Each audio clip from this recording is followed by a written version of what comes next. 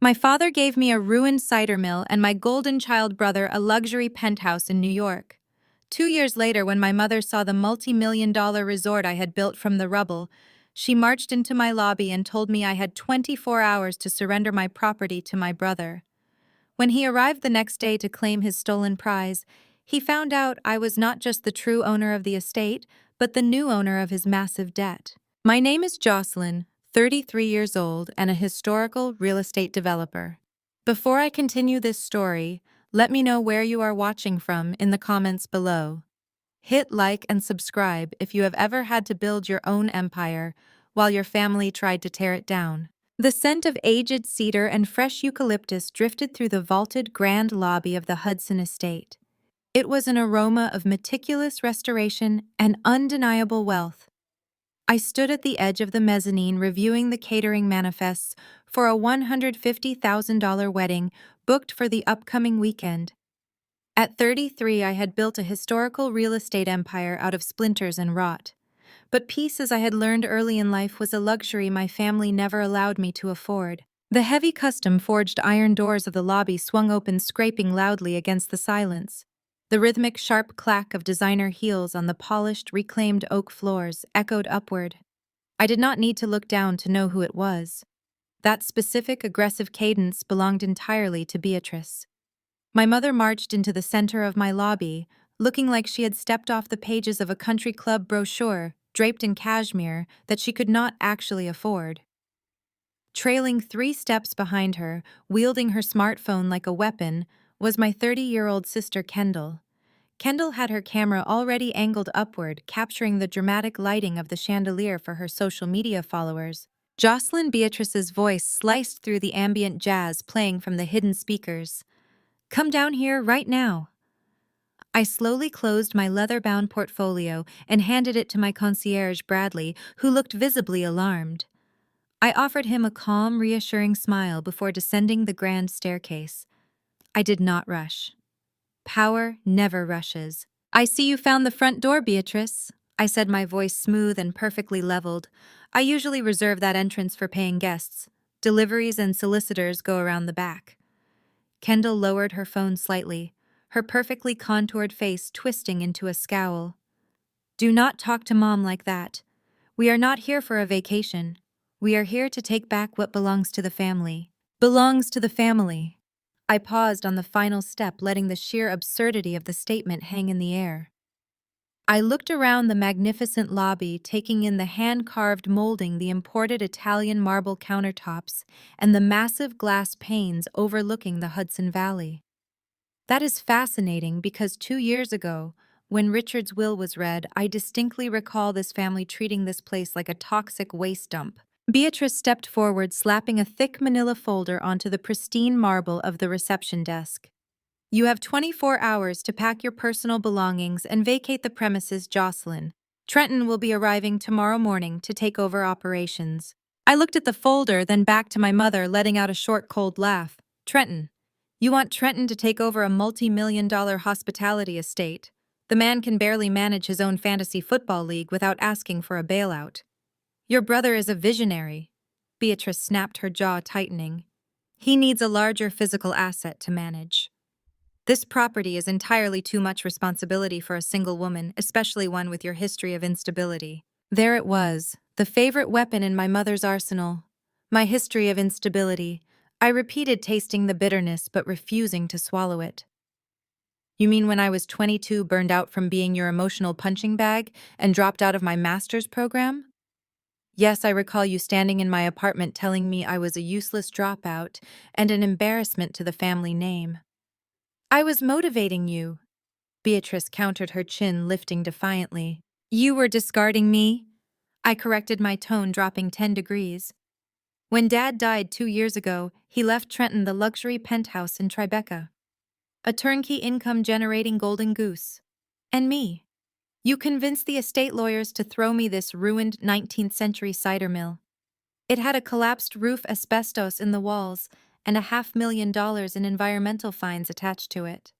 You literally handed me garbage, hoping it would bury me. We gave you an opportunity, Kendall interjected, holding her phone up again, likely trying to catch me losing my temper for her 80,000 fake followers. You gave me a liability, I shot back, taking a step toward my sister and forcing her to instinctively step back. But you underestimated me. I spent 18 hours a day in construction boots. I fought the city council for zoning permits. I leveraged every cent I had to clear the environmental fines and restore this place into the most exclusive historic resort in the state. And now that it is printing money, you think you can just drive up here in your leased Mercedes and claim it. It is family property, Beatrice insisted, her voice shrill, as the elegant facade began to slip. Trenton's tech investments are going through a temporary transitional phase. He needs the equity from this estate to leverage a new portfolio. You are going to sign the deed over to him, Jocelyn. It is what your father would have wanted. Dad left it to me, I stated, tapping the marble desk with my index finger. It is in my name. The deed, the operating license is all mine. Trenton can take his transitional phase and go live in a cardboard box for all I care. You selfish, ungrateful little girl. Beatrice hissed, her eyes narrowing into dark slits. You always were a disappointment. A college dropout pretending to be an executive. You do not have the sophistication to handle high-level corporate assets. You are going to hand this over, Jocelyn, or we will take it from you. With what army? I tilted my head, looking at them with a mixture of pity and absolute disdain. You have no legal ground, no financial leverage, and frankly, Beatrice, you do not even have the social standing to intimidate me anymore. Your 24 hours are up right now. Get out of my lobby. Beatrice did not flinch. Instead, a slow, malicious smirk spread across her face. She reached out and tapped the thick manila folder she had thrown on the desk. I do not need an army, Jocelyn, Beatrice whispered, her voice dripping with venomous triumph. I just need your signature, and the beautiful thing is I already have it. I stared at the folder on the marble desk, my expression entirely unreadable. A decade of dealing with Beatrice's psychological warfare had conditioned me to never show an ounce of panic. Emotion was blood in the water, and my mother was a shark. You have my signature, I repeated, my voice flat, stripping the room of any dramatic tension she was trying to build. Did you take up forgery, Beatrice? Or did Kendall finally learn how to use digital editing software? Do not act smart with me. Kendall snapped, her phone temporarily lowered as she glared at me. Jamal looked over the paperwork. He is a top-tier commercial broker, Jocelyn. He knows real estate law better than anyone you could possibly afford to hire. He said the document is bulletproof. Jamal, my 32-year-old brother-in-law, a smooth-talking, fiercely ambitious black African-American commercial real estate broker who married Kendall 3 years ago. Jamal was sharp-hungry for commission and absolutely ruthless in his business dealings. If he was involved, this was not just a petty family squabble. This was a calculated corporate raid. Beatrice slid the manila folder open with a manicured finger, revealing a yellowed, slightly crumpled legal document. The heading at the top was printed in bold, undeniable lettering. Durable power of attorney for medical and financial. Does this refresh your memory, darling? Beatrice asked, her voice laced with mock sympathy. You were 22. You had just dropped out of your master's program, refusing to get out of bed, completely incapable of managing your own life. The doctors called it a severe depressive episode. I called it a complete mental collapse. I had to step in and take legal control of your affairs for your own protection. You signed this in front of a notary. I looked down at the document. It was real. I remembered the day I signed it. I had been heavily medicated, exhausted from the relentless pressure she had put on me to be the perfect Ivy League trophy child. She had placed a pen in my hand and told me it was just paperwork to let her handle my student loan deferments. That was a decade ago, I stated, leaning casually against the reception desk, refusing to let her see the sudden spike in my heart rate. I was recovering from the psychological abuse you put me through. And more importantly, that document is ancient history. A power of attorney does not have an expiration date unless you legally revoke it. Jocelyn. Beatrice smiled, a predatory gleam in her eyes. And you were always so careless with paperwork. You never filed a revocation. Jamal ran a full background check on your legal filings. This document is still active. which means, as your designated agent, I have the legal authority to sign contracts, transfer deeds, and manage assets on your behalf if I deem you unfit. Unfit. I laughed, a sharp, cold sound that echoed off the vaulted ceiling. I built a multi-million-dollar hospitality empire. I employ 40 people. I hold exclusive contracts with the State Tourism Board. I am the definition of fit. Are you? Kendall chimed in, stepping closer, holding her phone like a shield. Because last week you yelled at a vendor in the driveway, and yesterday you fired your head landscaper. It sounds like you are having another manic episode, Jocelyn. It sounds like the stress of running this place is causing a relapse. The sheer audacity of the gaslighting was breathtaking. They were trying to weaponize an old mental health crisis to legally hijack my company. Jamal is preparing the transfer deed as we speak. Beatrice continued, her tone shifting to a terrifyingly calm, business-like cadence. I am going to sign the Hudson estate over to a holding company controlled by Trenton. It is for your own good, Jocelyn. We are relieving you of this burden before you run it into the ground. You should be thanking me. You want me to thank you for trying to steal the only thing my father ever gave me? I asked, my voice dropping to a dangerous whisper. Richard was a fool to leave this property to you. Beatrice spat, her mask slipping for a fraction of a second to reveal the deep-seated bitterness she held toward my deceased father. He always had a soft spot for your rebellious nonsense. But he is gone, and I am correcting his mistake. Trenton is the man of this family. He is the one who carries the legacy. I looked at the two of them, my mother desperate to maintain her illusion of wealth by feeding her golden child. My sister enabling the theft because she was married to the broker who was likely orchestrating the whole thing for a cut of the pie. They did not see me as a human being. They saw me as an obstacle to their bank accounts. Let me explain something to you, Beatrice, I said, pushing off the desk and standing at my full height, looking directly into her eyes. You think you walked in here with a master plan because Jamal printed out an old file. But you have absolutely no idea what you are dealing with. You think I am still the broken 22-year-old girl crying in her bedroom. I deal with cutthroat city planners, aggressive contractors, and corporate vultures every single day. You are out of your depth. Empty threats, Kendall scoffed. You cannot fight a legal power of attorney. Jamal said so. Tell Jamal to retake his licensing exam, I replied smoothly. I reached across the desk, picking up the antique brass bell, and rang it once. Almost immediately, Gary, my head of security, stepped out from the corridor leading to the administrative wing. He was a broad-shouldered former state trooper who did not tolerate nonsense from anyone. You rang Miss Jocelyn? Gary asked, his hands resting casually on his belt. Yes, Gary. These two women are trespassing. They are not guests, and they do not have a reservation. Please escort them off the property. If they resist, call the local sheriff and have them formally trespassed. Beatrice's mouth dropped open in outrage. You cannot kick me out. I am your mother. You lost that title a long time ago, I said coldly.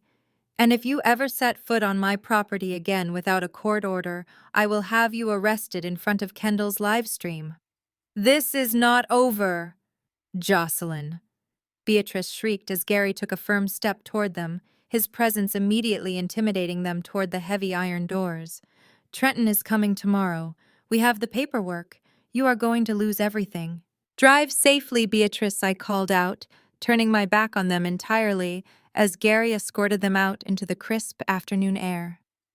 The heavy doors slammed shut, cutting off Kendall's shrill complaints. I stood in the silence of my lobby for exactly 10 seconds. I did not shake. I did not cry. The weakness they were banking on had been burned out of me years ago. I walked behind the reception desk, picked up the phone, and dialed my lead corporate attorney. Bradley, I said as soon as he answered. Cancel all my afternoon meetings. We have a corporate raid brewing, and my brother-in-law is the one holding the gun. I need a full forensic audit of Trenton's finances, and I need it in 2 hours.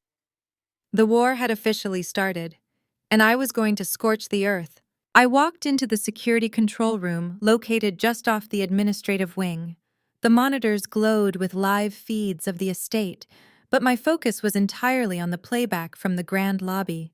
My trusted head of security, Gary, stood right beside me, his arms crossed over his chest, silently watching the high-definition recording of my mother and sister making their grand exit. I rewound the footage, zeroing in on Beatrice's face the exact moment she dropped the manila folder on the marble desk. There was no hesitation in her eyes, no maternal conflict. It was pure predatory calculation. In the past, seeing that look would have sent me spiraling into days of self-doubt and anxiety. I would have wondered what I did wrong to earn such deep-seated hatred from the woman who gave birth to me. But today, quietly standing in the glowing light of the monitors, I felt absolutely nothing. The emotional detachment was complete and liberating. My mother was no longer a parent seeking to discipline a wayward child.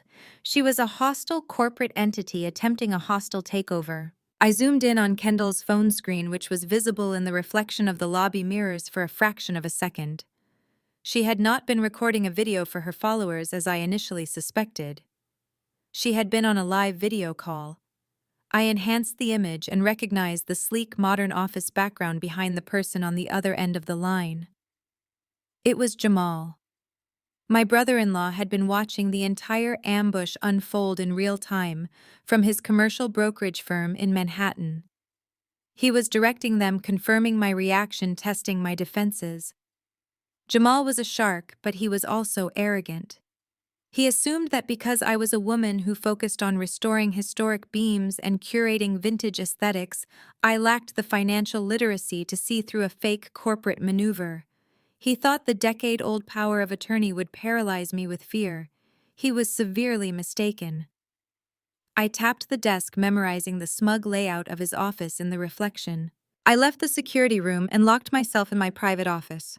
The space was a testament to my survival. Exposed brick, industrial steel accents, and panoramic windows that framed the sprawling vineyards I had personally revived. I opened my laptop and bypassed the daily operational metrics, diving straight into the deep financial architecture of the Hudson estate. I pulled up the master ledgers, the tax filings, and the holding company structures I had quietly established over the last 2 years. The estate was currently valued at a staggering amount, but its true power lay in its liquidity. I had 0 outstanding short-term debts. The renovation loans were locked into fixed low interest rates. Our cash reserves were overflowing thanks to a fully booked wedding season and exclusive corporate retreats. I was sitting on a mountain of liquid capital, ready to be deployed at a moment's notice. I cross-referenced my personal accounts with the corporate trust, ensuring every single dollar was shielded behind impenetrable legal firewalls. My phone buzzed with an incoming email from my legal team. The subject line indicated the preliminary forensic audit on Trenton was already in motion. I did not just need to protect my walls, I needed to know exactly how fragile their foundation was. Beatrice and Kendall had swaggered into my lobby acting like billionaires, but true wealth does not announce itself with threats and leased vehicles. True wealth moves silently. If Trenton needed this estate so desperately that they were willing to commit felony wire fraud and forgery using an outdated medical document, it meant he was drowning. I opened a secondary secure banking portal. I transferred a massive sum of operational capital into a rapid deployment holding account. If they wanted a war of attrition, I was going to starve them out. Every asset they thought they could touch was completely out of reach. I pulled up the original deed to the property, running my fingers over my father's signature. He had handed me a ruined cider mill, perhaps believing I would fail, or perhaps hoping the sheer labor of it would cure my depression. Whatever his original intention, the sweat equity I poured into this land had forged an unbreakable bond between me and the estate. I had rebuilt the foundation, replaced the rotted timber, and navigated the vicious local bureaucracy to get the zoning permits. I had transformed a toxic liability into a crown jewel of the hospitality industry. Beatrice thought she could wave a 10-year-old piece of paper and erase my blood and sweat. She thought the power of attorney gave her the right to undo my entire existence. I closed the deed and locked it inside my heavy iron safe. The evening sun began to dip below the horizon, casting long amber shadows across my desk. I poured myself a single glass of vintage red wine from the estate's private reserve. I held the crystal glass up to the light, admiring the deep crimson color. For 22 years of my life, I had played the role of the tragic scapegoat. I had cried in therapists' offices, begged for scraps of validation, and nearly destroyed my own mind, trying to fit into their impossible mold. The girl who signed that power of attorney was weak, heavily medicated, and desperate for her mother to love her. But that girl died a long time ago. The woman sitting in this leather chair was a titan. I took one slow, deliberate sip of the wine. Just let Trenton come tomorrow. Let him drive up my gravel driveway thinking he had won. I was not just going to fiercely defend my property. I was going to dismantle his entire life piece by piece, until he and Beatrice had absolutely nothing left but the bitter realization that they messed with the wrong daughter. The morning sunlight was just beginning to hit the frost-covered vineyards outside my window when the private line on my mahogany desk began to ring. It was a dedicated business line reserved strictly for high-net-worth investors, my personal legal counsel, and city officials. I glanced at the digital display and felt a cold, calculated smile stretch across my face. The caller ID flashed Jamal's name. My brother-in-law was incredibly predictable. He likely assumed that a night of solitary panic had sufficiently softened my defenses. He thought I was currently sitting in my office terrified of my mother and the legal shadow of that ancient power of attorney. I let the phone ring exactly 4 times to establish absolute dominance before picking up the receiver. I did not offer a warm family greeting. I simply stated my name and my executive title, asserting my territory before he could even draw a single breath. "Good morning, Jocelyn," Jamal said. His voice was coated in that slick manufactured charm he used to close 8-figure commercial real estate deals in Manhattan.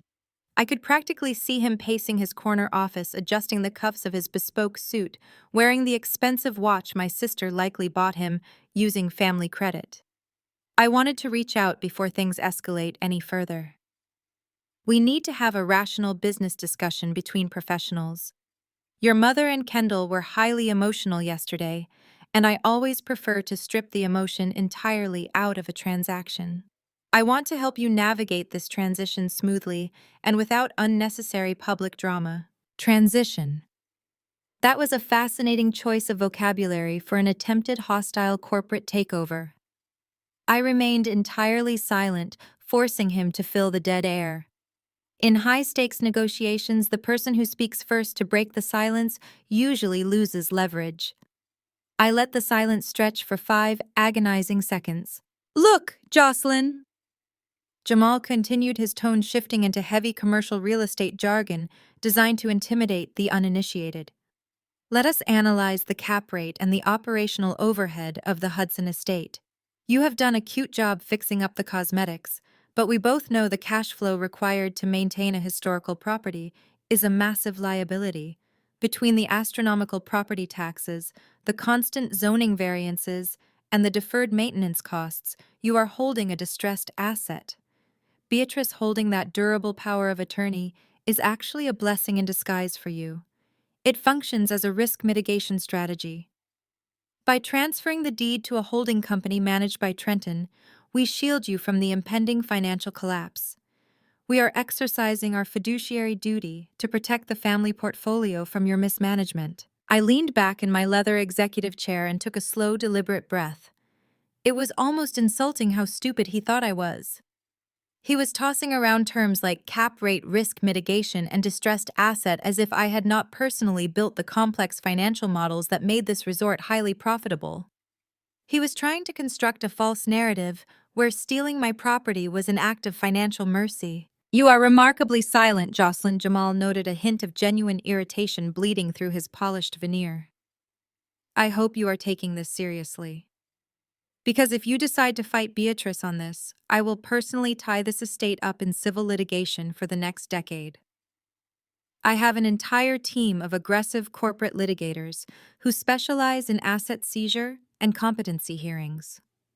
They will freeze your operating accounts by noon tomorrow.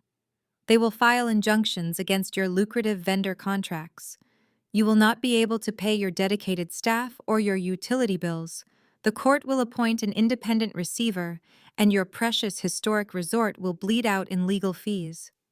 Trenton will end up with the property anyway through the probate courts, and you will be left completely bankrupt and unemployable. He let the threat hang in the air, allowing the heavy implications of financial ruin to sink in. Then he offered his supposed lifeline, playing the classic good cop routine.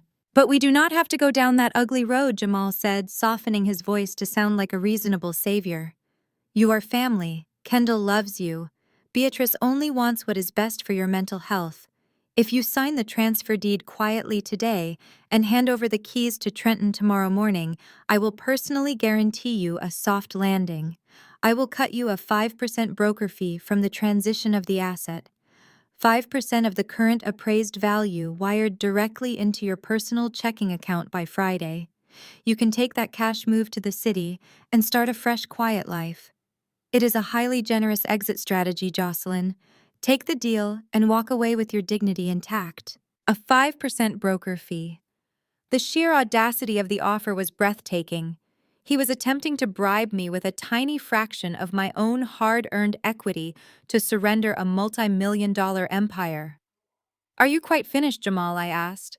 My voice was completely devoid of fear, panic, or hesitation. It was the voice of an apex predator assessing a very foolish prey. "I am offering you a golden parachute, Jocelyn," he warned, his tone hardening. "I suggest you open your parachute before you hit the ground." "Let me educate you on the actual reality of this asset, Jamal," I replied, my tone razor-sharp and meticulously paced. "The Hudson Estate is not a distressed property.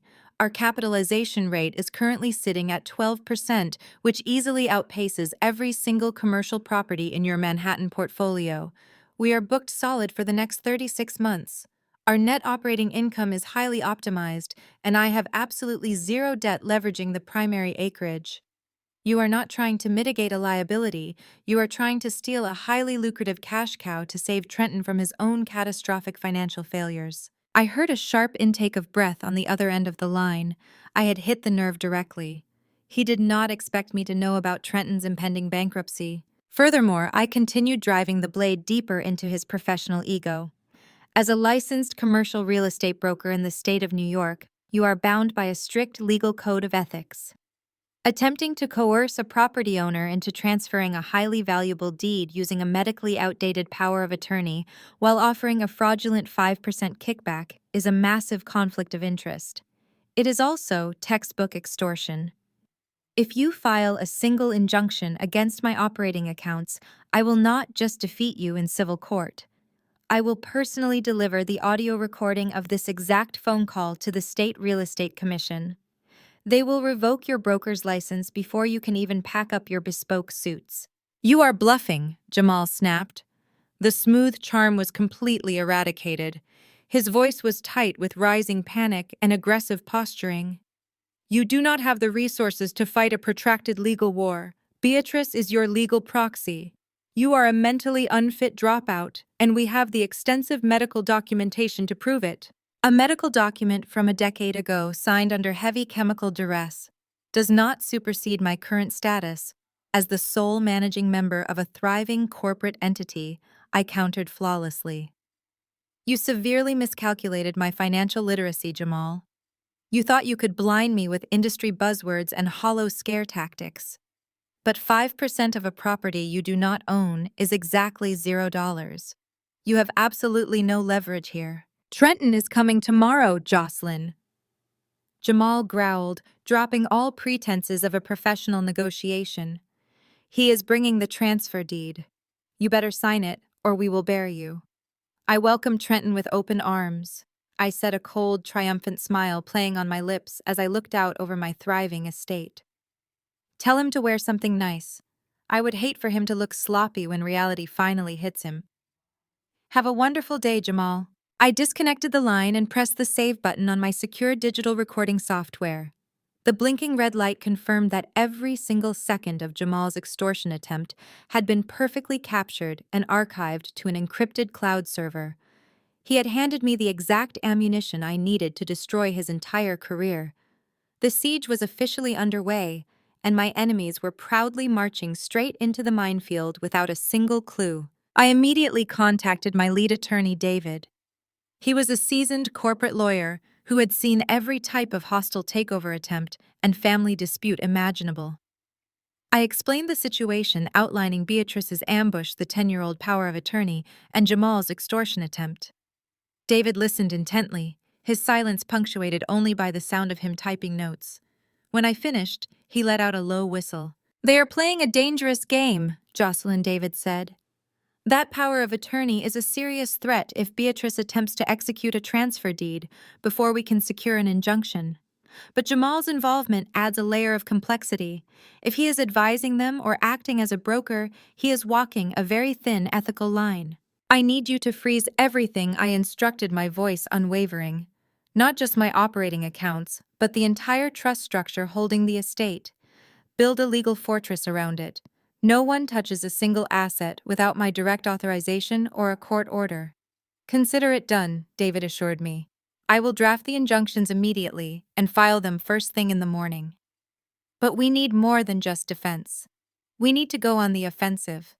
We need to understand their motives. Exactly, I agreed. This isn't just about Beatrice wanting control or Trenton needing a win. Jamal is too smart to risk his career on a simple family feud. There has to be a financial incentive, something significant enough to justify the risk of extortion and potential fraud. "I need you to run a full background check on Jamal's recent commercial real estate inquiries.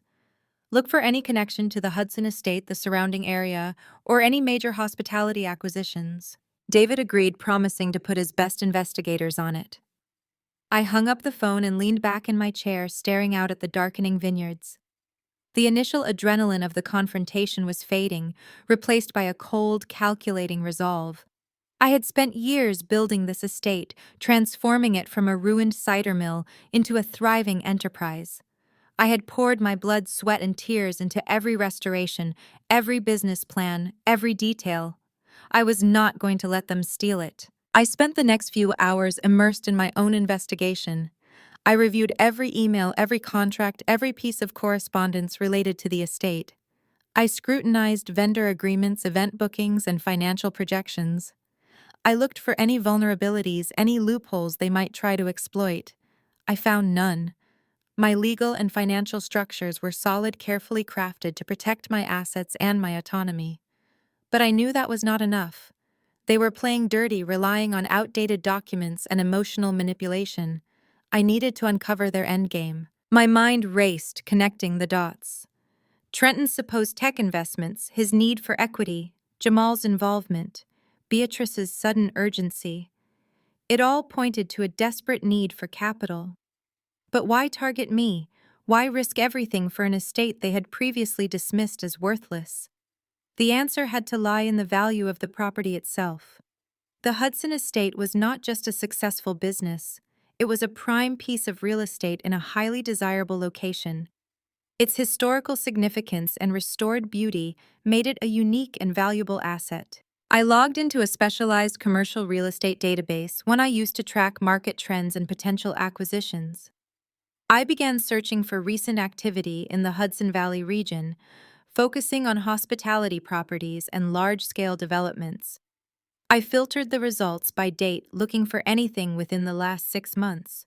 The search yielded several interesting leads, but one caught my eye immediately. A massive luxury hotel conglomerate, Vanguard Hospitality Group, had recently expressed interest in expanding their portfolio into the Hudson Valley.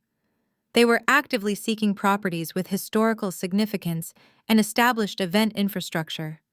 The description perfectly matched the Hudson estate. My heart pounded as I dug deeper. Vanguard had a reputation for aggressive acquisitions, often targeting properties with complex ownership structures or financial vulnerabilities. They were known for sweeping in, offering above-market prices, and swiftly rebranding the properties under their own luxury umbrella. I cross-referenced Vanguard's recent acquisitions with Jamal's brokerage firm. The connection was undeniable. Jamal's firm had represented Vanguard in 3 separate transactions within the last 2 years. He was their go-to broker for high-value hospitality properties. The pieces of the puzzle were falling into place. Jamal had not just stumbled upon the idea of seizing my estate. He had orchestrated the entire plot. He knew Vanguard was looking for a property exactly like mine, and he knew they were willing to pay a premium for it. He had recognized the opportunity to secure a massive commission, perhaps even a cut of the sale price, if he could facilitate the acquisition. But he needed a willing seller, and he knew I would never agree. So he had turned to Beatrice and Trenton, manipulating their greed and their resentment toward me. He had presented them with a plan use the outdated power of attorney to seize control of the estate, transfer the deed to Trenton, and then quietly sell it to Vanguard. It was a brilliant, ruthless strategy completely devoid of familial loyalty or ethical boundaries. I sat back in my chair staring at the screen. The magnitude of their betrayal was staggering. They were not just trying to take my business, they were trying to sell my legacy, the very foundation of my independence, to the highest bidder. And they were doing it under the guise of protecting me. I picked up my phone and dialed David again. It was late, but I knew he would be working. David, I said as soon as he answered. I found the motive. Jamal is brokering a backdoor sale of the estate to Vanguard Hospitality Group. They are using the power of attorney to circumvent me entirely. I could hear David exhaling sharply. That explains everything. Vanguard has deep pockets and aggressive tactics. If Jamal secures the deal, he is looking at a commission in the millions. And Trenton gets the equity he needs to cover his failing investments, I added. It is a win-win for everyone except me. We need proof, David stated. Solid, undeniable proof of the impending transaction.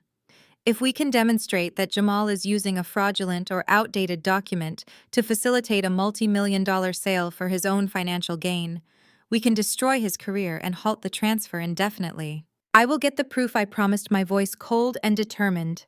I am not just going to defend my property, David. I am going to expose them all. I spent the next 48 hours operating on a lethal combination of caffeine and adrenaline. My office became a war room. David and his team of forensic accountants worked around the clock tracing the digital breadcrumbs Jamal thought he had so cleverly concealed. They subpoenaed public records, scoured commercial real estate registries, and filed emergency discovery motions under the guise of an impending civil suit. I was not just building a defense. I was constructing a guillotine. The breakthrough came late Tuesday evening. David walked into my office, his usually composed demeanor replaced by a look of grim satisfaction. He placed a thick, bound dossier on my desk. You were right, Jocelyn, he said, tapping the cover. Jamal is orchestrating a backdoor sale, and the numbers are staggering. I opened the dossier. The first document was a letter of intent from Vanguard Hospitality Group. The offer was $15 million for the acquisition of the Hudson estate, including all land, historical structures, and operational licenses. But the true shock lay in the fine print. Look at the broker agreement, David instructed, pointing to a highlighted section. Jamal structured the deal so his firm receives an unprecedented 8% commission upon closing. That's $1.2 million straight into his pocket. But he didn't stop there. He negotiated a consulting retainer for himself post-acquisition, guaranteeing him an additional $500,000 over 2 years to advise Vanguard on the transition. My blood ran cold as I processed the sheer magnitude of his greed. He was not just stealing my property to save Trenton. He was positioning himself to become a millionaire off my labor. And Beatrice, I asked, my voice dangerously soft, what is her cut? David flipped to the next page. That's where it gets even dirtier. Jamal drafted a secondary agreement between Trenton's holding company and Beatrice. Upon the sale of the estate to Vanguard, Beatrice receives a management fee of $2 million for her role in facilitating the transfer of assets using the power of attorney. Trenton gets the remaining $11.8 million to cover his debts and start his supposed new venture. I leaned back, a humorless smile twisting my lips. They had already divided the spoils. They had carved up my empire, assigning values to my sweat and tears, all while pretending it was an act of familial duty. Beatrice wanted her $2 million to maintain her country club facade. Jamal wanted his commission to elevate his status in the commercial real estate world. And Trenton, the golden child, needed his 11 million to escape the catastrophic consequences of his own incompetence. They are operating under the assumption that the power of attorney is an impenetrable shield, David explained. Jamal has presented it to Vanguard's legal team as proof that you are incapacitated and that Beatrice is the sole legal decision-maker for the estate. Vanguard is aggressive, but they are also risk-averse regarding public relations. Jamal likely convinced them that this internal family transfer is the cleanest way to acquire the property without a protracted public bidding war. He sold them a lie, I stated, staring at Jamal's signature on the preliminary broker agreement. He told them I was a broken, incompetent woman being managed by her benevolent mother. He used my past trauma to validate a $15 million fraud. Exactly, David nodded. Which is why we need to move carefully. If we simply file the injunctions now, Vanguard will pull the offer immediately to avoid the litigation mess. Jamal loses his commission, Beatrice loses her payout, and Trenton loses his bailout. But they will simply retreat, regroup, and try another angle. I stood up and walked to the window looking out over the sprawling estate. The amber lights from the main house illuminated the manicured gardens and the restored cider mill in the distance. This property was my sanctuary, my masterpiece. They wanted to tear it away and hand it to a faceless corporation, erasing my legacy entirely. Stopping them was not enough. I needed to annihilate their capacity to ever challenge me again. We don't block the sale, I said, turning back to David. The sudden clarity was intoxicating. We let them think they are winning. We let Jamal finalize the paperwork. We let Beatrice gloat. We let Trenton pack his bags. David frowned, confused. Jocelyn, if they execute the transfer deed using the power of attorney, untangling it will be a legal nightmare. They won't be able to execute it, I countered, tapping my temple. Because they don't know the true legal status of the Hudson estate. Jamal is a commercial broker. He looks at zoning and cash flow. He didn't dig deep enough into the historical preservation registries. David's eyes widened as he realized where I was going. The National Historic Trust. Precisely. I smiled. I placed the entire estate, every single acre and structure, into a perpetual preservation easement last year.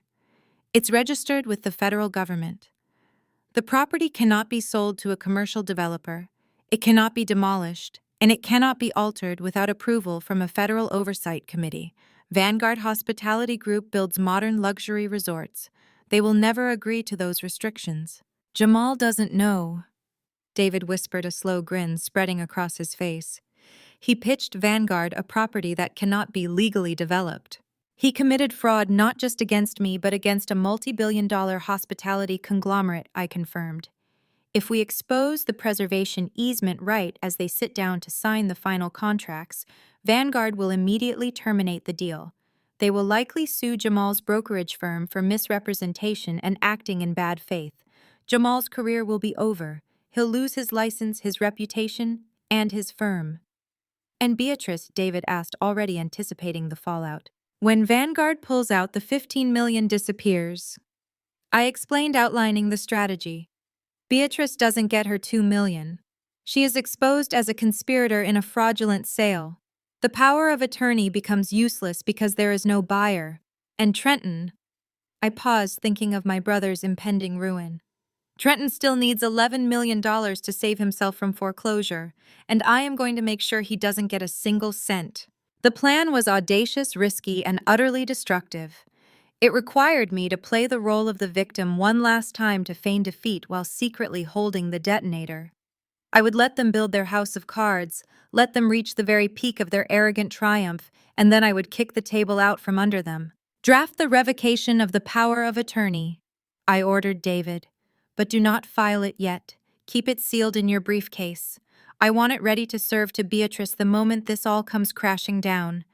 Then get me everything you have on Trenton's foreclosure. I need to know exactly which bank holds his bad debt. It's time I diversified my portfolio. David nodded, closing the dossier. You are playing a very dangerous game, Jocelyn. I am not playing a game, David, I replied, my gaze fixed on the lights of the estate. I am ending one. I ended the call with David and immediately pivoted to the next phase of the investigation. If Jamal was brokering a $15 million sale, Trenton was the designated beneficiary. But why was Trenton so desperate for the equity? He had inherited the Tribeca penthouse, a prime piece of real estate that generated substantial rental income. He should have been financially secure, living the life of a successful tech investor, just as Beatrice constantly bragged to her social circle. Something did not add up. I needed to know exactly how much pressure Trenton was under and, more importantly, how I could leverage it. I opened a secure communication channel with Marcus, a private investigator David frequently used for high-level corporate espionage. Marcus was discreet, efficient, and notoriously ruthless when it came to uncovering hidden financial liabilities. I gave him Trenton's full legal name, the address of the Tribeca penthouse, and authorization to pull every available public and private record. Find the bleeding Marcus, I instructed. Trenton is hiding a massive financial hemorrhage. I need to know the source, the severity, and exactly who holds the debt. Marcus confirmed receipt of the assignment, promising a preliminary report within 12 hours.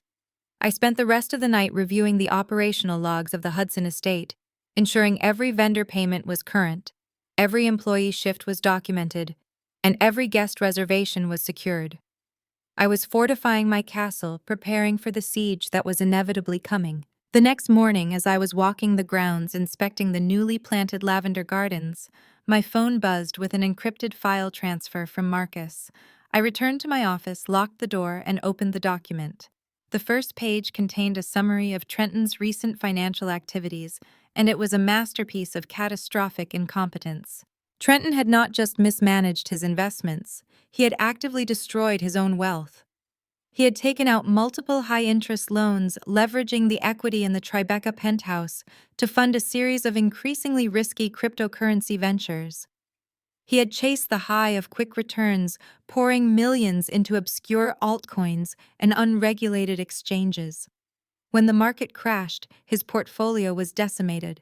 But instead of cutting his losses, he had doubled down, borrowing more money to cover margin calls and chasing phantom recoveries. The bleeding was not just a hemorrhage, it was a severed artery. Trenton was personally liable for over $8 million in unsecured debt, much of it owed to aggressive private lenders and secondary financial institutions. But the truly devastating revelation was on page 3 of the report. The Tribeca penthouse. The crown jewel of Trenton's inheritance was in active foreclosure. He had defaulted on the primary mortgage 6 months ago, and the bank had initiated proceedings to seize the asset. The public auction was scheduled for the end of the month.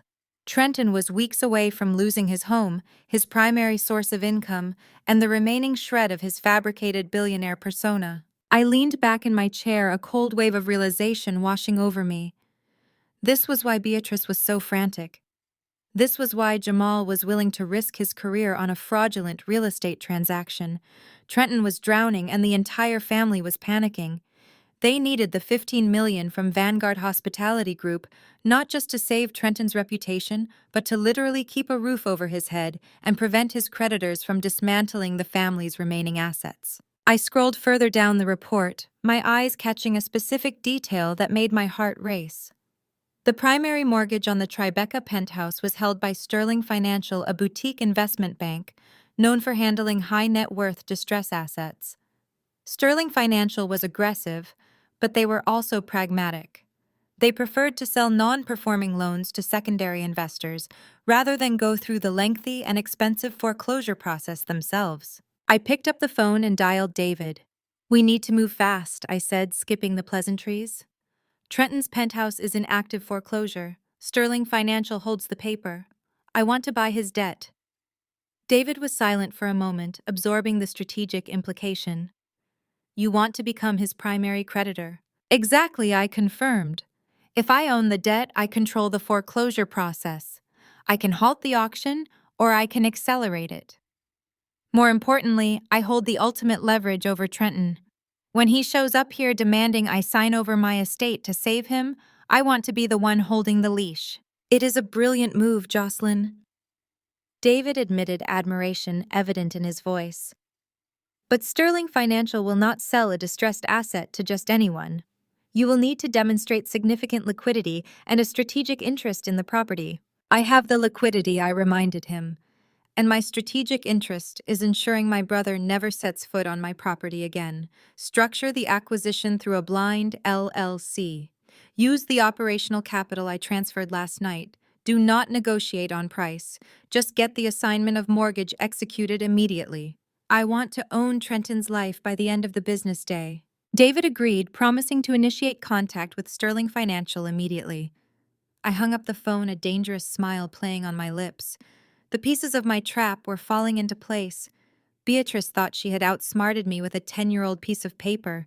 Jamal thought he had outmaneuvered me with a multi-million-dollar corporate buyer. Trenton thought he could just walk in and claim my empire to cover his own catastrophic failures. They were all playing checkers while I was orchestrating a grandmaster-level chess match. I was not just going to defend the Hudson estate. I was going to systematically dismantle their entire lives using their own greed and incompetence as the weapons. The golden child was about to discover exactly what happens when you try to steal from the scapegoat who built her own fortress. I needed to construct a performance so convincing that Beatrice would abandon her usual paranoia and sprint blindly toward the edge of the cliff. To do that, I had to suppress every instinct that had kept me alive in the business world for the past decade. I had to become the vulnerable 22-year-old girl they still wanted me to be, the girl who cracked under pressure, the girl who believed her mother was her only sanctuary. I drafted a brief email to Jamal's corporate address, a deliberate violation of the unwritten rules of family communication. I kept the language formal, sterile, and laced with a subtle undercurrent of panic. I informed him that I was currently reviewing the legal implications of the power of attorney with my counsel and would be in touch shortly. It was a stalling tactic, but it was also a signal. I wanted him to think I was cornered and desperately trying to find a way out before the inevitable collapse. Then I picked up my phone and called Beatrice. I did not use my private line.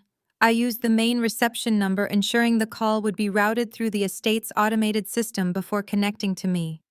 It added an extra layer of bureaucratic distance, a subtle reminder of the empire she was trying to steal.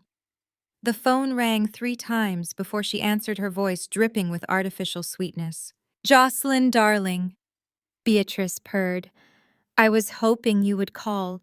I know yesterday was upsetting, but we are only doing this because we love you."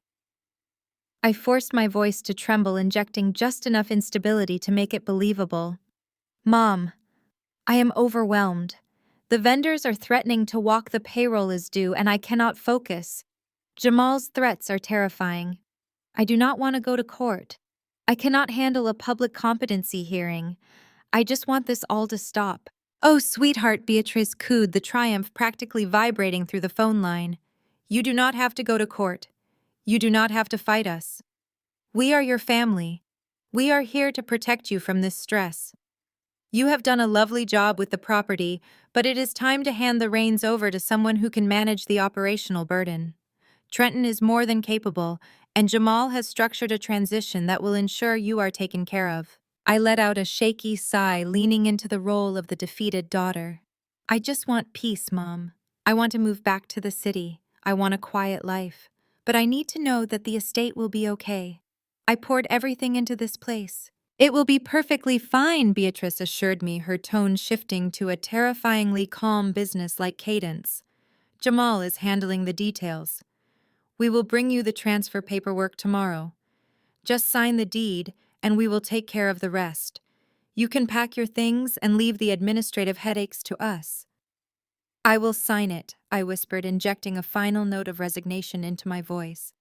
"But I want it done quickly. I do not want any lingering legal issues." "It will be seamless," Beatrice promised. "Trenton and I will be there at noon. We can have a nice family lunch afterward to celebrate your new beginning." I disconnected the call, a cold, triumphant smile stretching across my face. She had bought the performance completely. She truly believed that 10 years of intense corporate warfare had not changed me at all. She still saw the broken girl crying in her childhood bedroom, desperate for validation. I immediately called David back. "The trap is set," I informed him. "Beatrice and Trenton are coming tomorrow at noon with the transfer deed. They think I am surrendering the property." David chuckled softly. "They are walking straight into the slaughterhouse. The assignment of mortgage for Trenton's penthouse has been executed. You are now officially his primary creditor. The foreclosure auction is halted, but the debt is entirely in your control. You own him, Jocelyn. Excellent, I replied, my mind already moving to the next phase of the plan. But we need to make sure Jamal's fraudulent sale goes exactly according to schedule. If Vanguard pulls out before the ink is dry, Jamal might find a way to wriggle out of the legal consequences. We need him completely committed. I have already initiated a covert inquiry with Vanguard's legal team, David explained. I used a proxy firm to request information regarding historical preservation easements in the Hudson Valley. It was a subtle nudge, just enough to make them review their due diligence without directly tipping our hand. They will likely discover the National Historic Trust registration within the next 48 hours. 48 hours is too long, I countered. We need the explosion to happen tomorrow, right in the middle of our little family reunion. I want Jamal standing in my dining room when Vanguard realizes they have been sold a massive lie. I understand, David said. I will accelerate the timeline. We will anonymously leak the preservation easement documents directly to Vanguard's acquisitions director tomorrow morning. They will cross-reference it with Jamal's proposal, and the fallout will be immediate. Perfect, I stated. And David, make sure the FBI and the State Real Estate Commission receive the full dossier on Jamal and Beatrice simultaneously. I want the authorities walking through my front doors right as the Vanguard deal collapses. I want them caught dead to rights holding the fraudulent transfer deed and the fake power of attorney. Consider it done, Jocelyn. David's voice held a note of profound respect. You are orchestrating a masterpiece. It is not a masterpiece, David, I corrected him. Looking out over the sprawling vineyards that I had personally revived from the ashes, it is an extermination. I spent the remainder of the evening coordinating with my estate manager and head of security. I gave them explicit instructions for the following day.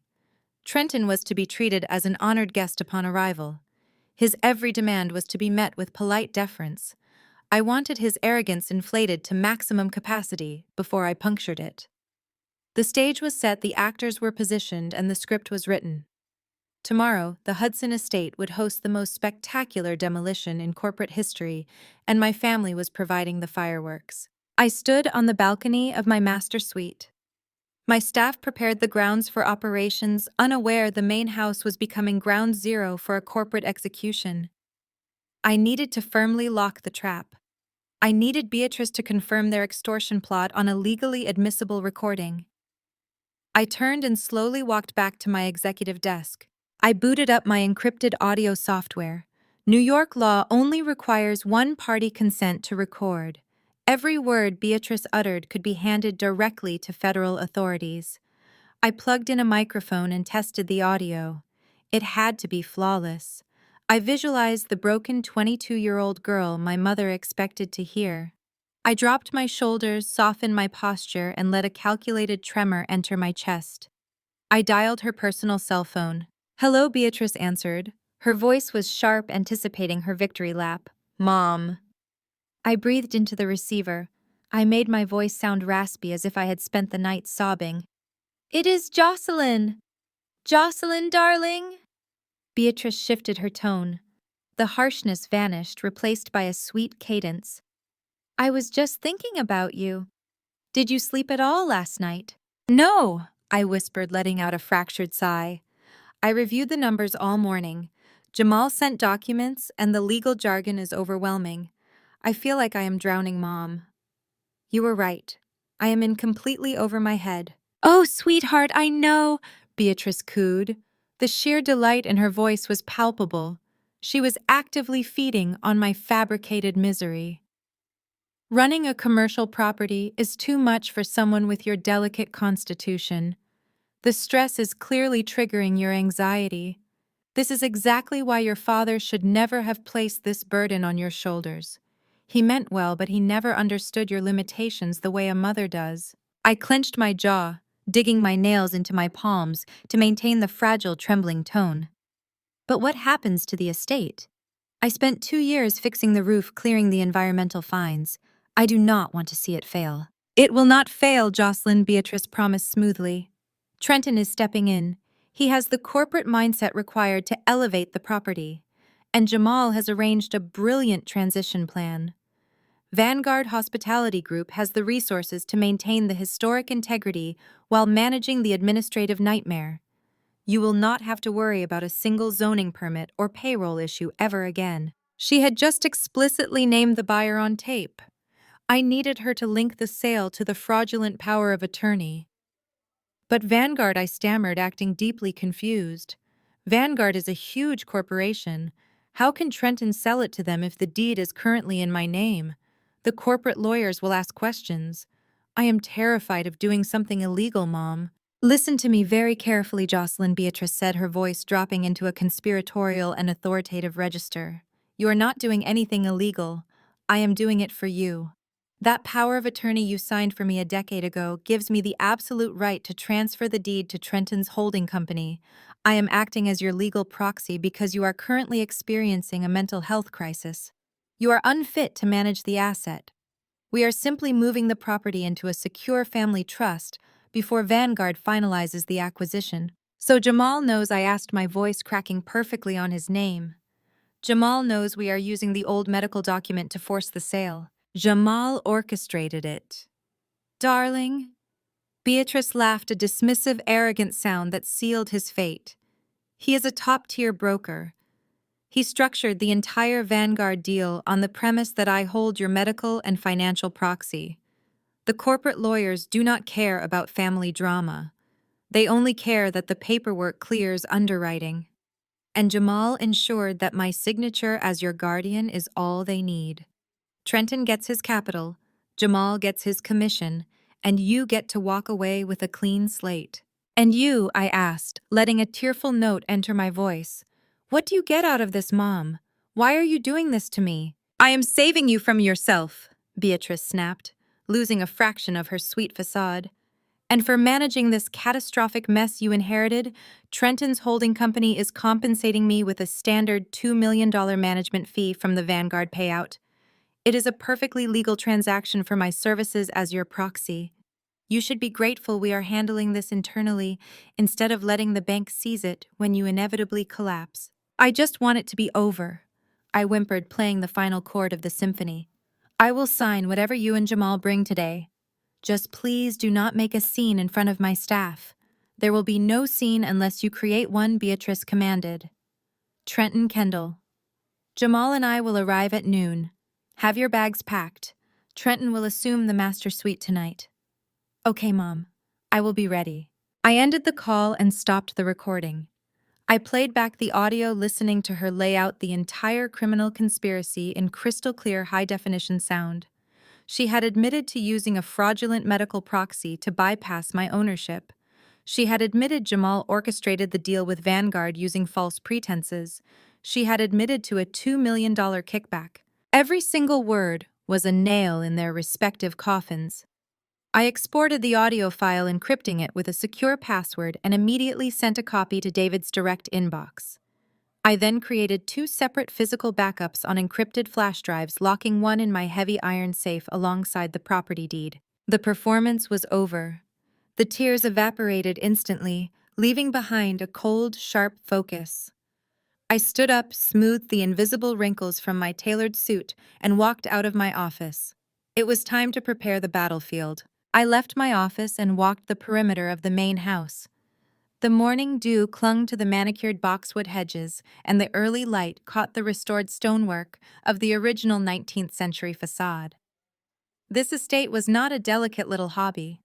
It was an economic engine. Every weekend, affluent couples from Manhattan spent hundreds of thousands of dollars here.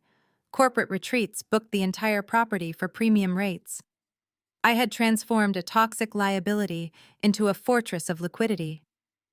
Beatrice and Trenton still operated under the delusion that wealth was a matter of wearing the right cashmere and driving leased German cars. They failed to understand that real power is silent, ruthless, and backed by impenetrable capital. I returned to my desk, locked the heavy oak door, and opened my dedicated financial terminal. The time for defensive posturing was over. I was crossing the Rubicon into a full-scale hostile takeover. I initiated a secure video conference with my lead corporate attorney, David, and my chief financial officer, a brilliant woman named Carmen. They both appeared on my screen instantly, looking sharp and completely focused. The audio file has been secured and authenticated. David confirmed, his voice vibrating with professional satisfaction. Your mother explicitly confessed to wire fraud, extortion, and conspiring with Jamal to commit real estate fraud using a medical proxy. I have the federal authorities on standby. They are reviewing the file right now. Hold the authorities until noon. I instructed, my eyes fixed on the financial dashboard glowing on my second monitor. I want the federal agents walking through my front doors exactly when the champagne is being poured. But right now, we need to finalize the offensive strike. Carmen, where do we stand on the liquidity transfer? Carmen adjusted her glasses, her fingers flying across her keyboard. I have bypassed the standard holding periods using our Platinum institutional access. $7.5 million of untethered operational capital has been moved into the Blind LLC you established last night. The funds are cleared, verified, and ready for immediate deployment. The Hudson estate remains fully capitalized for the next 2 quarters, even with this massive withdrawal. You are holding a loaded weapon, Jocelyn. Fire it, I commanded. David, execute the purchase with Sterling Financial. David shared his screen, revealing a complex web of legal contracts and assignment deeds. Sterling Financial is notoriously aggressive, David explained, but they are also entirely unsentimental. When I approached their distressed asset division this morning using the Blind LLC, they were thrilled to offload Trenton's non-performing debt. He has missed 7 consecutive mortgage payments on the Tribeca penthouse. He drained the equity to cover margin calls on unregulated cryptocurrency exchanges. The bank was preparing for a costly and protracted public auction. We offered them a clean, immediate cash buyout of the debt at 80 cents on the dollar. They accepted the wire transfer 10 minutes ago. I watched the digital signatures populate across the screen. This was the exact moment the balance of power permanently shifted. Trenton had spent his entire life being coddled, protected, and elevated simply for being the male heir. He had sneered at my cider mill while sitting in a luxury penthouse he did not earn. He had burned through a fortune trying to play the role of a tech visionary, and when his incompetence finally caught up with him, he thought he could simply cannibalize my life's work to cover his tracks. The final confirmation receipt flashed on my monitor in bright green text. The transaction was complete. You are now the primary creditor and sole lien holder of the Tribeca penthouse. David announced, a rare smile breaking his usual stoic demeanor. Trenton owes you exactly $8.2 million payable immediately upon demand due to the default clauses he triggered months ago. You own the roof over his head. You own the walls.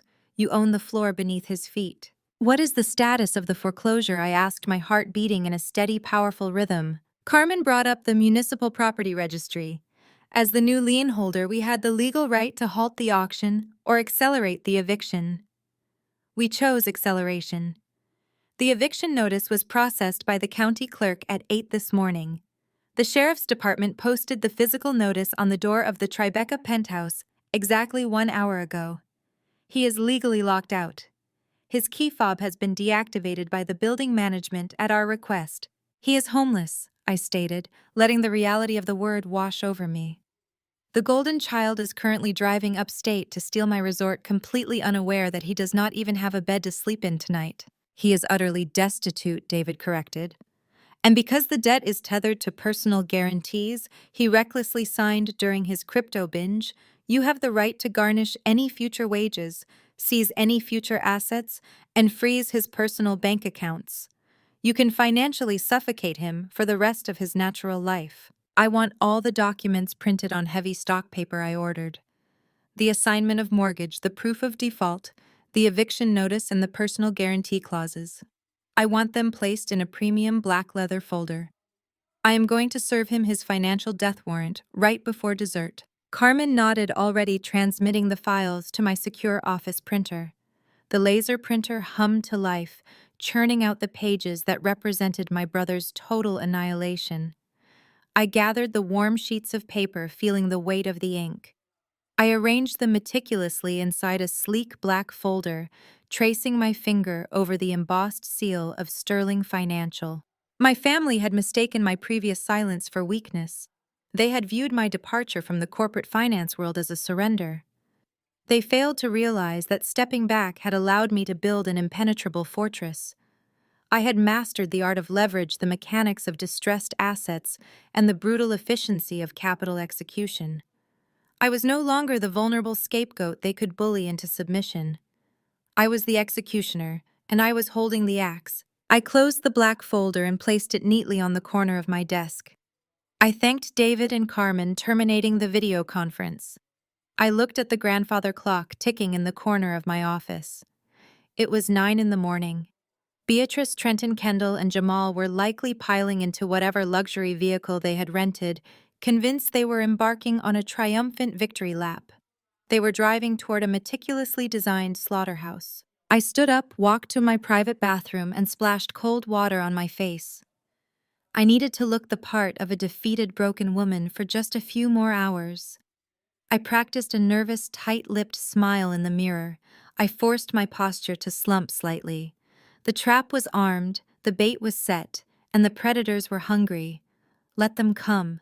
The notification chime on my desktop broke the morning silence. A new email had just arrived in my private inbox. The sender was Jamal. The subject line read simply, "Property Transfer and Relinquishment Agreement."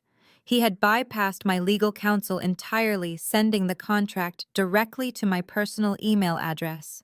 It was a classic intimidation tactic designed to isolate the target from their advisors and force a hasty, emotional signature. I clicked the attachment icon and sent the 50-page document to my heavy-duty office printer. I wanted to feel the physical weight of their greed in my hands. The printer hummed rhythmically, spitting out page after page of dense legal text. I poured myself a fresh cup of black coffee, sat down at my executive desk, and pulled a red fountain pen from my drawer. I approached the document not as a victim, but as a forensic auditor examining a crime scene. I knew Jamal was ruthless, but I wanted to see exactly how deep his corruption ran. I cracked open the first page and began to read. It took exactly 3 pages for the standard real estate jargon to morph into a predatory nightmare. Jamal had not just drafted a simple transfer deed for the physical land and structures. He had engineered a comprehensive wealth extraction mechanism designed to strip me of everything I had built over the last decade. He wanted my entire operational infrastructure handed over to Trenton on a silver platter. My red pen hovered over Section 4 titled Intellectual Property and Brand Assets. The clause explicitly mandated the immediate transfer of all trademarks, copyrights, and digital assets associated with the Hudson estate. This included our proprietary event management software, our highly curated high-net-worth client database, and all social media accounts possessing hundreds of thousands of organic followers. Trenton was not just taking my buildings. He wanted to step into my shoes, wear my brand, and instantly command the massive audience I had cultivated through years of relentless marketing. Jamal knew Trenton lacked the capacity to build a brand from scratch, so he wrote a clause to simply steal mine. I flipped to Section 7 and found the indemnification clauses. This was where Jamal tried to build his own personal bunker. The text stated that upon signing, I would legally release Jamal, his commercial brokerage firm, and all associated corporate entities from any future liability, civil litigation, or claims of coercion regarding the transfer of the estate. He was demanding blanket legal immunity. He knew exactly how vulnerable this transaction was to a fraud investigation, so he attempted to force me to sign away my right to ever sue him. It was a stunning admission of guilt buried under layers of corporate syntax. The audacity only escalated as I reached the middle of the document. Section 9 contained a brutal non-compete agreement. Jamal had drafted a stipulation banning me from owning, operating, or consulting for any hospitality event or historical restoration business within a 500-mile radius for the next 10 years. They did not just want to take my current business. They wanted to permanently exile me from my own industry. They wanted to ensure that the college dropout narrative they had constructed for me became a permanent reality. If I signed this, I would be legally forbidden from rebuilding my life anywhere near my home state. I took a sip of my black coffee, letting the bitter taste sharpen my focus. I drew a thick red line through the non-compete clause. The sheer arrogance of it was almost impressive. Jamal truly believed he was dealing with a frightened 22-year-old girl who would just sign blindly to make the family conflict go away. He assumed I would be too intimidated by the dense legal formatting to read the fine print. Trenton probably had not even read the document he was set to benefit from. He would just sign where Jamal told him to sign, blindly trusting his brother-in-law to handle the intellectual labor. But the absolute worst trap, the one that proved just how little Beatrice and Trenton actually cared about my survival, was hidden deep in Section 14. It was an assumption of liabilities trick. The clause dictated that while Trenton's holding company would receive all assets, revenue streams, and property titles, I would remain personally and financially responsible for any pending legal claims, historical restoration debts, or environmental issues initiated prior to the transfer date. If an old vendor sued, or if the city retroactively challenged a zoning permit from my early days of renovation, Trenton would bear zero responsibility. I would be legally required to pay the damages out of my own pocket despite no longer owning the estate. They wanted the golden egg, but they wanted me to keep holding the toxic waste. I set my red pen down and leaned back in my chair. The contract was a masterpiece of corporate theft. It was designed to leave me destitute, legally gagged, and professionally ruined. It was a Trojan horse carrying the destruction of my entire future. Jamal had meticulously crafted a document that would allow Beatrice to claim she was helping me, while simultaneously allowing Trenton to strip mine my life's work. A soft knock on my office door broke my concentration.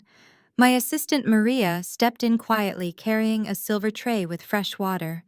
She glanced at the sea of red ink on the documents spread across my desk. "Are they actually coming today?" Maria asked, her voice tight with concern. "The staff is on edge. We saw the security protocols Gary implemented this morning." "They're coming at noon," I confirmed, offering her a reassuring smile. "Tell the staff to proceed with their daily duties exactly as normal. Provide impeccable service. Treat my family with the utmost respect when they arrive. Do not let a single trace of hostility show. We are going to give them a 5-star reception." Maria nodded, though she still looked worried. "Do you want me to call David to review the contract before they get here?" "No need," I replied smoothly. "I have already analyzed every trap Jamal laid. He thinks this document is his ultimate victory. He thinks I am going to blindly sign my life away because my mother told me to."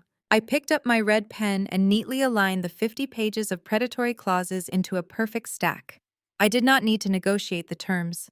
I did not need to cross out the toxic provisions or fight Jamal over the non-compete clause. Fighting the contract would only signal that I recognized its danger. It would make them suspicious. To spring the trap, I had to play the part of the compliant broken daughter to the absolute bitter end. I was going to sign Jamal's masterpiece. I was going to give them exactly what they wanted. I was going to execute the signature block with a flourish, handing over the entire estate, the intellectual property, and the brand assets. But I was not going to sign it as Jocelyn the individual. I was preparing to sign it using a legal mechanism Jamal had been entirely too arrogant to search for. I was going to sign it using a corporate shield so impenetrable that it would turn his predatory contract into a weapon of mass destruction aimed directly back at his own firm. I checked my watch. It was 10:30 in the morning. I had exactly 90 minutes before my family arrived to execute me. I took one last look at the contract, slid it into a pristine leather binder, and waited for the wolves to arrive. The heavy oak clock in the corner of my office ticked relentlessly, marking the steady erosion of my family's remaining time. I had 90 minutes. I did not spend them pacing or trembling. I spent them executing the final fatal adjustments to my legal armor. The 50 pages of predatory clauses resting on my desk were designed to destroy Jocelyn the individual. But Jocelyn the individual was a ghost. She owned absolutely nothing on paper. I was merely the gatekeeper holding the keys to a fortress they could not comprehend. A year ago, when the Hudson estate first crossed the $50 million valuation mark, my lead corporate attorney, David, and I had engaged in aggressive asset protection. We created an impregnable corporate fortress named Ironwood Heritage Preservation LLC. The entity was a highly specialized federally recognized historical trust vehicle. I systematically transferred all tangible assets, property deeds, operational licenses, and intellectual property out of my personal name and directly into Ironwood. I assumed the title of managing director. The estate was legally shielded from personal civil judgments, predatory lending practices, and most importantly, outdated medical proxies.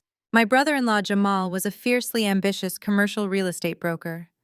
He navigated the Manhattan skyline with ruthless precision, closing massive deals and wearing bespoke suits. But his underlying arrogance was his ultimate vulnerability. He possessed a fatal superiority complex when dealing with anyone he deemed beneath his intellectual tax bracket. Because I was his wife's sister, the infamous college dropout who worked in construction boots, he assumed my business acumen was fundamentally amateur. During his due diligence phase for the Vanguard Hospitality Group acquisition, Jamal had undoubtedly pulled property records from a dilapidated county database. He relied on slow-moving municipal tax records that had not yet been fully digitized or updated to reflect the federal transfer to Ironwood Heritage Preservation, LLC. He drafted his predatory 50-page contract, targeting me as a sole proprietor. The assumption of liabilities, the vicious non-compete clauses, the intellectual property theft, all of it was aimed squarely at my personal identity. But a contract is only as binding as the legal authority of the signatory. If I signed the document as Jocelyn, the individual, I would be committing perjury and voiding the contract anyway, because I did not hold the deed to the property. But if I carefully appended my signature with my official corporate title, affixing the registered seal of Ironwood Heritage Preservation, LLC, the entire legal paradigm flipped violently. I opened my bottom desk drawer and retrieved a heavy custom engraved steel embosser, the official corporate seal. By stamping Jamal's transfer deed with this seal, I was legally altering the counterparty of the contract. Trenton would not be receiving a clean commercial asset to flip for $15 million. He would be unknowingly signing a binding agreement to assume the operational liabilities of a federally protected historical trust. Ironwood was an entity strictly forbidden from commercial liquidation or demolition. Jamal's massive 8% commission relied entirely on a clean commercial sale to the luxury hotel conglomerate. The moment Trenton countersigned the document, he would legally lock his own holding company into the strict federal mandates of the Preservation, LLC. Trenton would become personally liable for maintaining the historic structures to rigorous federal standards, a task that cost millions in operational capital annually. Simultaneously, he would be legally prohibited from ever selling the land to commercial developers like Vanguard. Jamal's predatory assumption of liability clause, designed to ruin me, would instantly rebound with catastrophic force. Trenton would inherit the massive operational costs, but zero commercial resale value. The $15 million Vanguard buyout would evaporate into thin air the very second their corporate underwriters saw the Ironwood seal. Furthermore, Jamal's vicious 10-year non-compete clause specifically barred Jocelyn the individual from operating in the hospitality industry. But Ironwood Heritage Preservation, LLC, was a corporate entity with its own distinct legal identity. The moment the transfer failed and the fraud was exposed, I could simply resign as managing director of Ironwood, walk across the street, and open a brand new historic resort under a different corporate umbrella. The non-compete clause was effectively written on single-ply toilet paper. I took a fresh sheet of high-grade legal paper and practiced my modified signature block. I wrote my name in fluid cursive, followed by Managing Director Ironwood Heritage Preservation, LLC. The letters flowed with predatory elegance. I pressed the steel embosser onto the test paper. The satisfying crunch of the heavy metal pressing into the fibers echoed in the quiet office. I ran my thumb over the raised lettering. It was the physical manifestation of my invisible power. I poured the rest of my black coffee down the sink. I needed zero caffeine jitters. My hands had to be perfectly steady when I handed over their signed financial death warrant. I walked over to the floor-to-ceiling window overlooking the main entrance. The gravel driveway swept elegantly around the central fountain flanked by ancient oak trees I had personally saved from agricultural blight. My father had handed me ruins and I had cultivated an empire. Beatrice thought she could erase my legacy with a single pen stroke. She thought her decades of psychological manipulation gave her godlike authority over my destiny. Trenton thought he could waltz in and claim the spoils of my grueling labor to cover his pathetic cryptocurrency debts. They were operating in a sophisticated corporate system they completely failed to respect. I checked the estate monitoring system on my secondary monitor. Gary had strategically positioned our security personnel along the main driveway and at the perimeter gates. The valet staff were briefed and waiting in their crisp uniforms. The culinary team was preparing a lavish spread in the private dining room, executing my precise instructions. I wanted Beatrice, Trenton, Kendall, and Jamal to walk into an atmosphere of absolute paralyzing luxury. I wanted them to taste the immense wealth they firmly believed they were stealing. I wanted their dopamine levels soaring. The higher they climbed on their pedestal of arrogance, the more devastating the physical impact would be when I finally cut the cables. At exactly 11:45 in the morning, the security radio resting on my mahogany desk crackled to life. Gary's deep authoritative voice filled the room, cutting through the heavy silence. "Ms. Jocelyn," Gary reported with crisp professional detachment. "A black luxury pickup truck and a silver Mercedes have just cleared the main security gates. They are heading up the primary driveway, 4 occupants total. The wolves had officially arrived." I picked up my red fountain pen, grabbed the pristine leather binder containing Jamal's heavily weaponized contract, and walked out of my private office. My posture was flawless, my expression a carefully crafted mask of defeated compliance. I was fully prepared to welcome my family to their very own execution. I descended the grand staircase with slow, measured steps, holding the pristine leather binder against my chest, like a physical shield. My posture was deliberately subdued, a stark contrast to the commanding stride I normally utilized to navigate my estate. The grand lobby was immaculate. Sunlight poured through the massive restored arched windows, illuminating the intricate details of the reclaimed oak floors and the massive stone fireplace. My staff stood at perfect attention. Bradley, my concierge, caught my eye. I gave him a subtle, almost imperceptible nod. The show was commencing. Outside the heavy iron doors, the crunch of tires on the pristine gravel drive announced their arrival.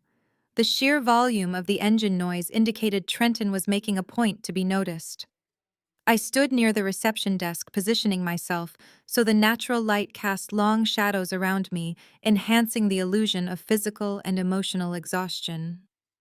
Through the glass panels, I watched a monstrous lifted luxury pickup truck roar to a halt directly in front of the main entrance, blatantly ignoring the designated valet drop-off zones. The truck was absurdly oversized, gleaming with fresh wax, and entirely impractical for anything other than feeding a fragile male ego. It was undoubtedly a high-end rental procured specifically for this triumphant entrance, paid for with credit he no longer actually possessed. Right behind the obnoxious truck, a sleek silver Mercedes glided to a smooth stop. The doors of the Mercedes opened first. Beatrice emerged draped in an immaculate tailored beige suit, her hair perfectly coiffed, her chin tilted upward with the supreme arrogance of a conquering queen. Kendall slid out of the passenger seat, already holding her smartphone high in the air, recording the expansive facade of the Hudson estate. Jamal stepped out from the driver's side, adjusting the cuffs of his bespoke navy suit. He surveyed the property with the calculating predatory gaze of a commercial broker mentally dividing the land into taxable parcels. But it was Trenton who commanded the most attention, executing his entrance with breathtaking entitlement. He jumped down from the cab of the luxury pickup, wearing a designer linen shirt, unbuttoned dangerously low, paired with expensive loafers, completely unsuitable for actual estate management. He slammed the heavy truck door shut and tossed his keys blindly in the general direction of my uniformed valet, Thomas. "Park it up front," Thomas Trenton barked. not even bothering to look at the young man. And do not scratch the rims, they cost more than your annual salary. Thomas caught the keys seamlessly. He glanced at me through the glass doors. I offered a tiny shake of my head. Thomas maintained his polite professional smile and moved the obnoxious vehicle. Trenton did not wait for the rest of his entourage. He shoved open the heavy iron doors and strode into my grand lobby like a conquering emperor returning from a victorious campaign. He spread his arms wide, taking in the vaulted ceilings and the imported Italian marble.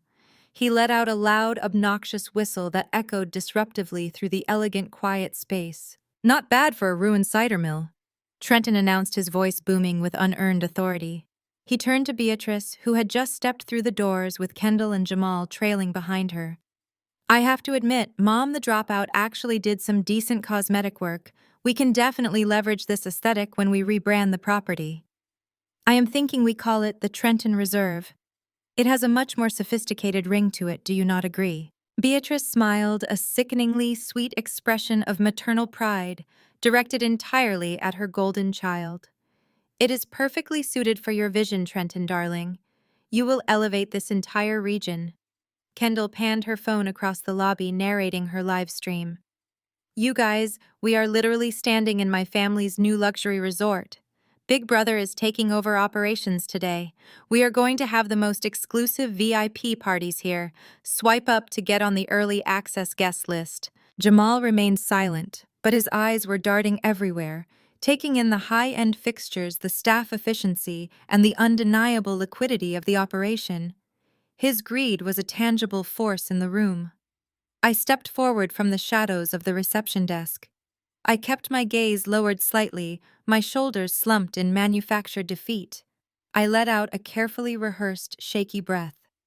"You are early," I said, my voice deliberately soft, bordering on a whisper.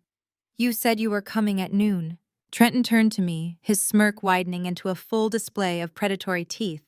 "When you own the property, Jocelyn, you arrive whenever you want.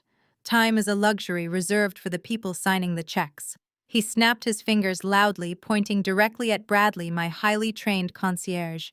"You, fetch us a bottle of your most expensive vintage champagne. We have a corporate transition to celebrate, and bring 4 glasses. My sister will not be drinking. She needs a clear head to pack her bags." Bradley stood perfectly still. He looked at me, awaiting his actual employer's command. The tension in the lobby spiked instantly. Trenton's face flushed with immediate anger at the blatant insubordination. He was accustomed to snapping his fingers and having the world bow to his whims, funded by the bank accounts he was currently defaulting on. "Did you hear me?" Trenton demanded, taking a step toward the reception desk. "I said bring me champagne. I am the new owner of this estate, and if you want to keep your job past 3 o'clock today, you will follow my orders." I raised my hand, offering a weak, trembling gesture of compliance. "It is fine, Bradley," I said, maintaining my broken facade. "Please bring them the reserve vintage from the private cellar, and set up the private dining room for their lunch. We should handle the paperwork in a controlled environment." Bradley gave a crisp, professional nod and vanished down the administrative corridor. Trenton turned back to me, inflating his chest completely high on the illusion of absolute power. "See, Jocelyn," Trenton mocked, stepping uncomfortably close to my personal space. "That is how you command respect. You have always been too soft, too emotional to run a real business. You let the staff walk all over you. Do not worry. I will tighten the ship. We are going to streamline the operational overhead. I am bringing in my own management team by the end of the week." I clutched the leather binder tighter against my chest, casting my eyes downward. "I just want this over with, Trenton. Jamal sent the contract. I printed it out. I am ready to sign the transfer deed. I just want to move back to the city and disappear." Beatrice glided forward, placing a cold, manicured hand on my shoulder. Her touch felt like venom seeping through my tailored jacket. "It is for the best," Jocelyn, Beatrice murmured, her voice dripping with toxic maternal condescension. "You tried your hardest, but you were simply out of your depth. Your father made a catastrophic error in judgment, giving you this responsibility. We are simply correcting the timeline. We are putting the family legacy back into the hands of the son who can actually protect it." I nodded slowly, keeping my eyes fixed on the reclaimed oak floorboards. The urge to laugh hysterically was building in my throat, a tidal wave of anticipation fighting against my iron discipline. They were entirely submerged in their own delusion. Trenton was barking orders at my staff while his own penthouse was actively being seized by the sheriff's department. He was demanding expensive champagne while legally destitute. Jamal checked his luxury watch, his expression turning strictly to business. "Let us move to the private dining room," Jamal instructed, taking control of the procedural flow. "We need to execute the signatures, notarize the transfer deed, and finalize the transition protocol. I have a hard out at 2 o'clock to confirm the initial wire transfers with Vanguard." "Right this way," I whispered, turning on my heel to lead them down the main corridor. I walked slowly, playing the role of the condemned prisoner marching toward the gallows.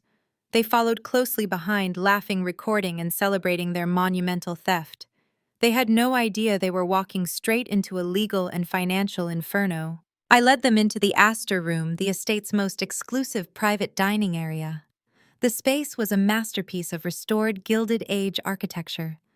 Rich mahogany paneled the walls, framing massive floor-to-ceiling windows that offered a breathtaking, unobstructed view of the Hudson River. A massive crystal chandelier suspended above a polished dining table designed to seat 12 comfortably. It was a room where I usually hosted foreign dignitaries and elite corporate boards. Today, it was hosting a den of thieves. Trenton did not hesitate. He marched directly to the head of the table, grabbing the heavy carved oak chair and pulling it out with an exaggerated sweep of his arm. He dropped his rental car keys onto the polished wood with a loud clatter, claiming his territory. He then gestured grandly for Beatrice to take the seat to his immediate right, cementing her status as the matriarchal mastermind of this hostile takeover. Jamal and Kendall took the seats opposite them. I was left to sit at the far end of the table, isolated and physically positioned as the subordinate. I placed the pristine leather binder containing Jamal's predatory contract gently on the table in front of me. Bradley entered silently through the service doors, followed by 2 members of my culinary team. They carried silver trays bearing artisan cheeses, cured meats, and the bottle of vintage reserve champagne Trenton had so rudely demanded. Bradley presented the bottle to Trenton for inspection.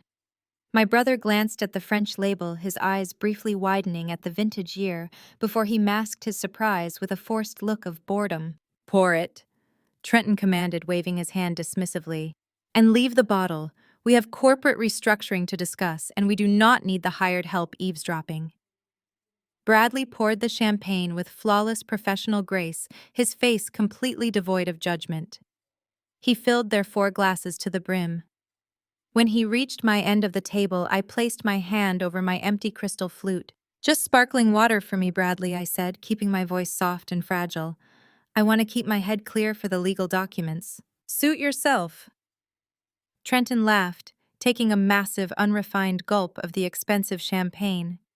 He wiped his mouth with the back of his hand, completely ignoring the linen napkins. "This is exactly what I'm talking about, Mom. Jocelyn lacks the palate for luxury. She built a decent shell here, but she does not know how to live like a billionaire. Once Vanguard takes over the heavy lifting, I am going to keep a permanent suite on the top floor just for entertaining my investors." Kendall was busy arranging the artisan cheeses into a perfect grid for her camera. She adjusted the lighting on her phone, making sure her diamond rings caught the glare of the chandelier. "Cheers to the new management," Kendall announced to her live audience, holding up her champagne glass. "It is all about generational wealth, guys. My brother is stepping up as the CEO of our new hospitality division. We are so blessed to keep this beautiful resort in the family." Jamal opened his sleek Italian leather briefcase and extracted a matching folder.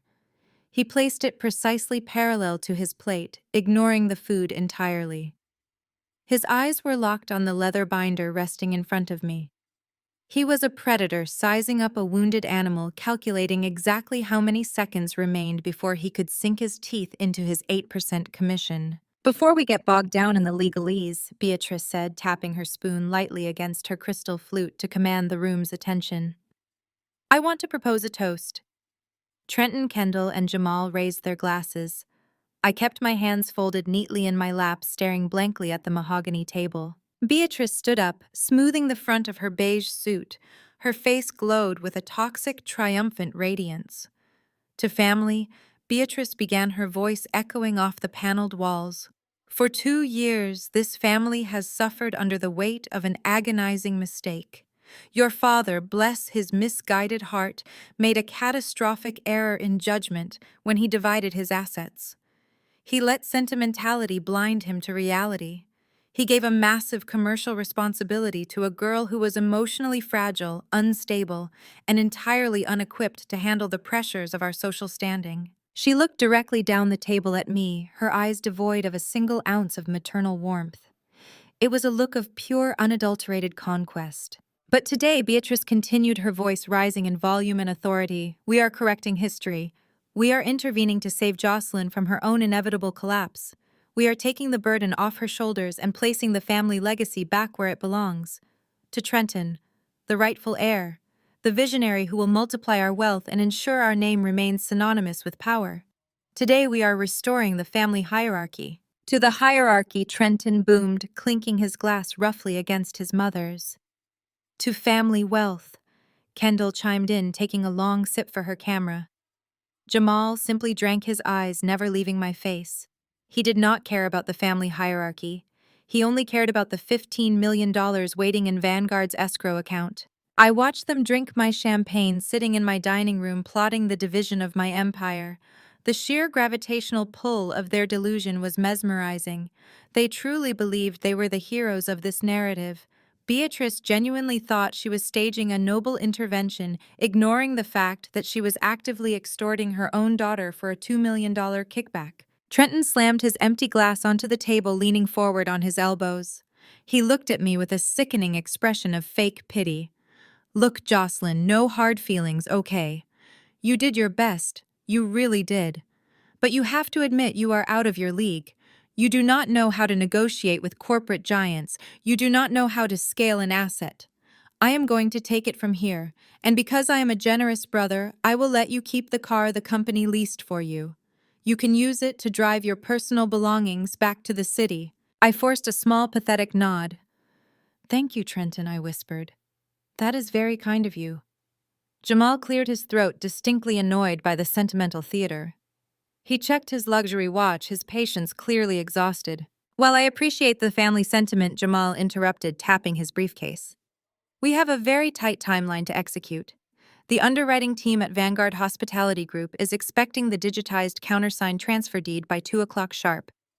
If we miss the banking window, the escrow transfer gets delayed until Monday, and I do not want to give their legal department any excuse to drag their feet. We need to execute the signatures immediately. Jamal slid his folder open and extracted a sleek silver pen.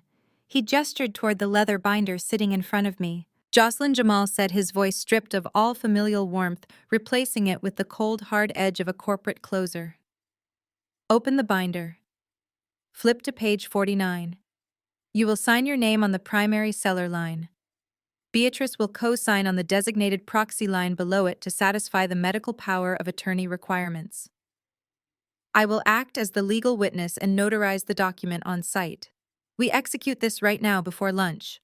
I kept my head bowed, letting a final deliberate tremor shake my shoulders. I reached out with both hands and slowly pulled the pristine leather binder closer to the edge of the table. I just want to be sure, I said, my voice cracking perfectly. I just want to be sure that once I sign this, I am completely free of the estate. I want no more responsibilities, no more debt, no more liabilities. I just want to walk away. You will be completely free, Beatrice promised smoothly, sitting back down and crossing her legs. You will never have to worry about this property again, darling. We are taking the entire burden off your hands. I opened the leather binder. The 50 pages of predatory clauses stared back at me. I reached into my blazer pocket and pulled out my heavy custom-engraved red fountain pen. I uncapped it slowly.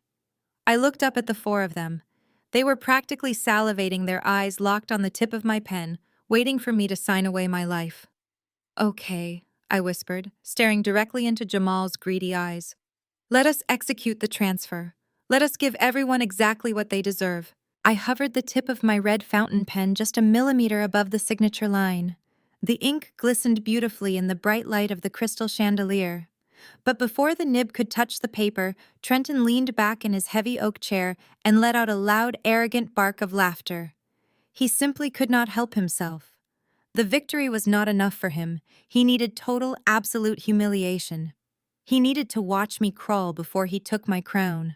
"Hold on a second," Jamal Trenton said, waving his hand to pause the execution. "Let us not rush this beautiful moment. My little sister is finally doing the right thing for once in her life. We should properly acknowledge her sacrifice." Jamal let out a sharp breath of irritation through his nose.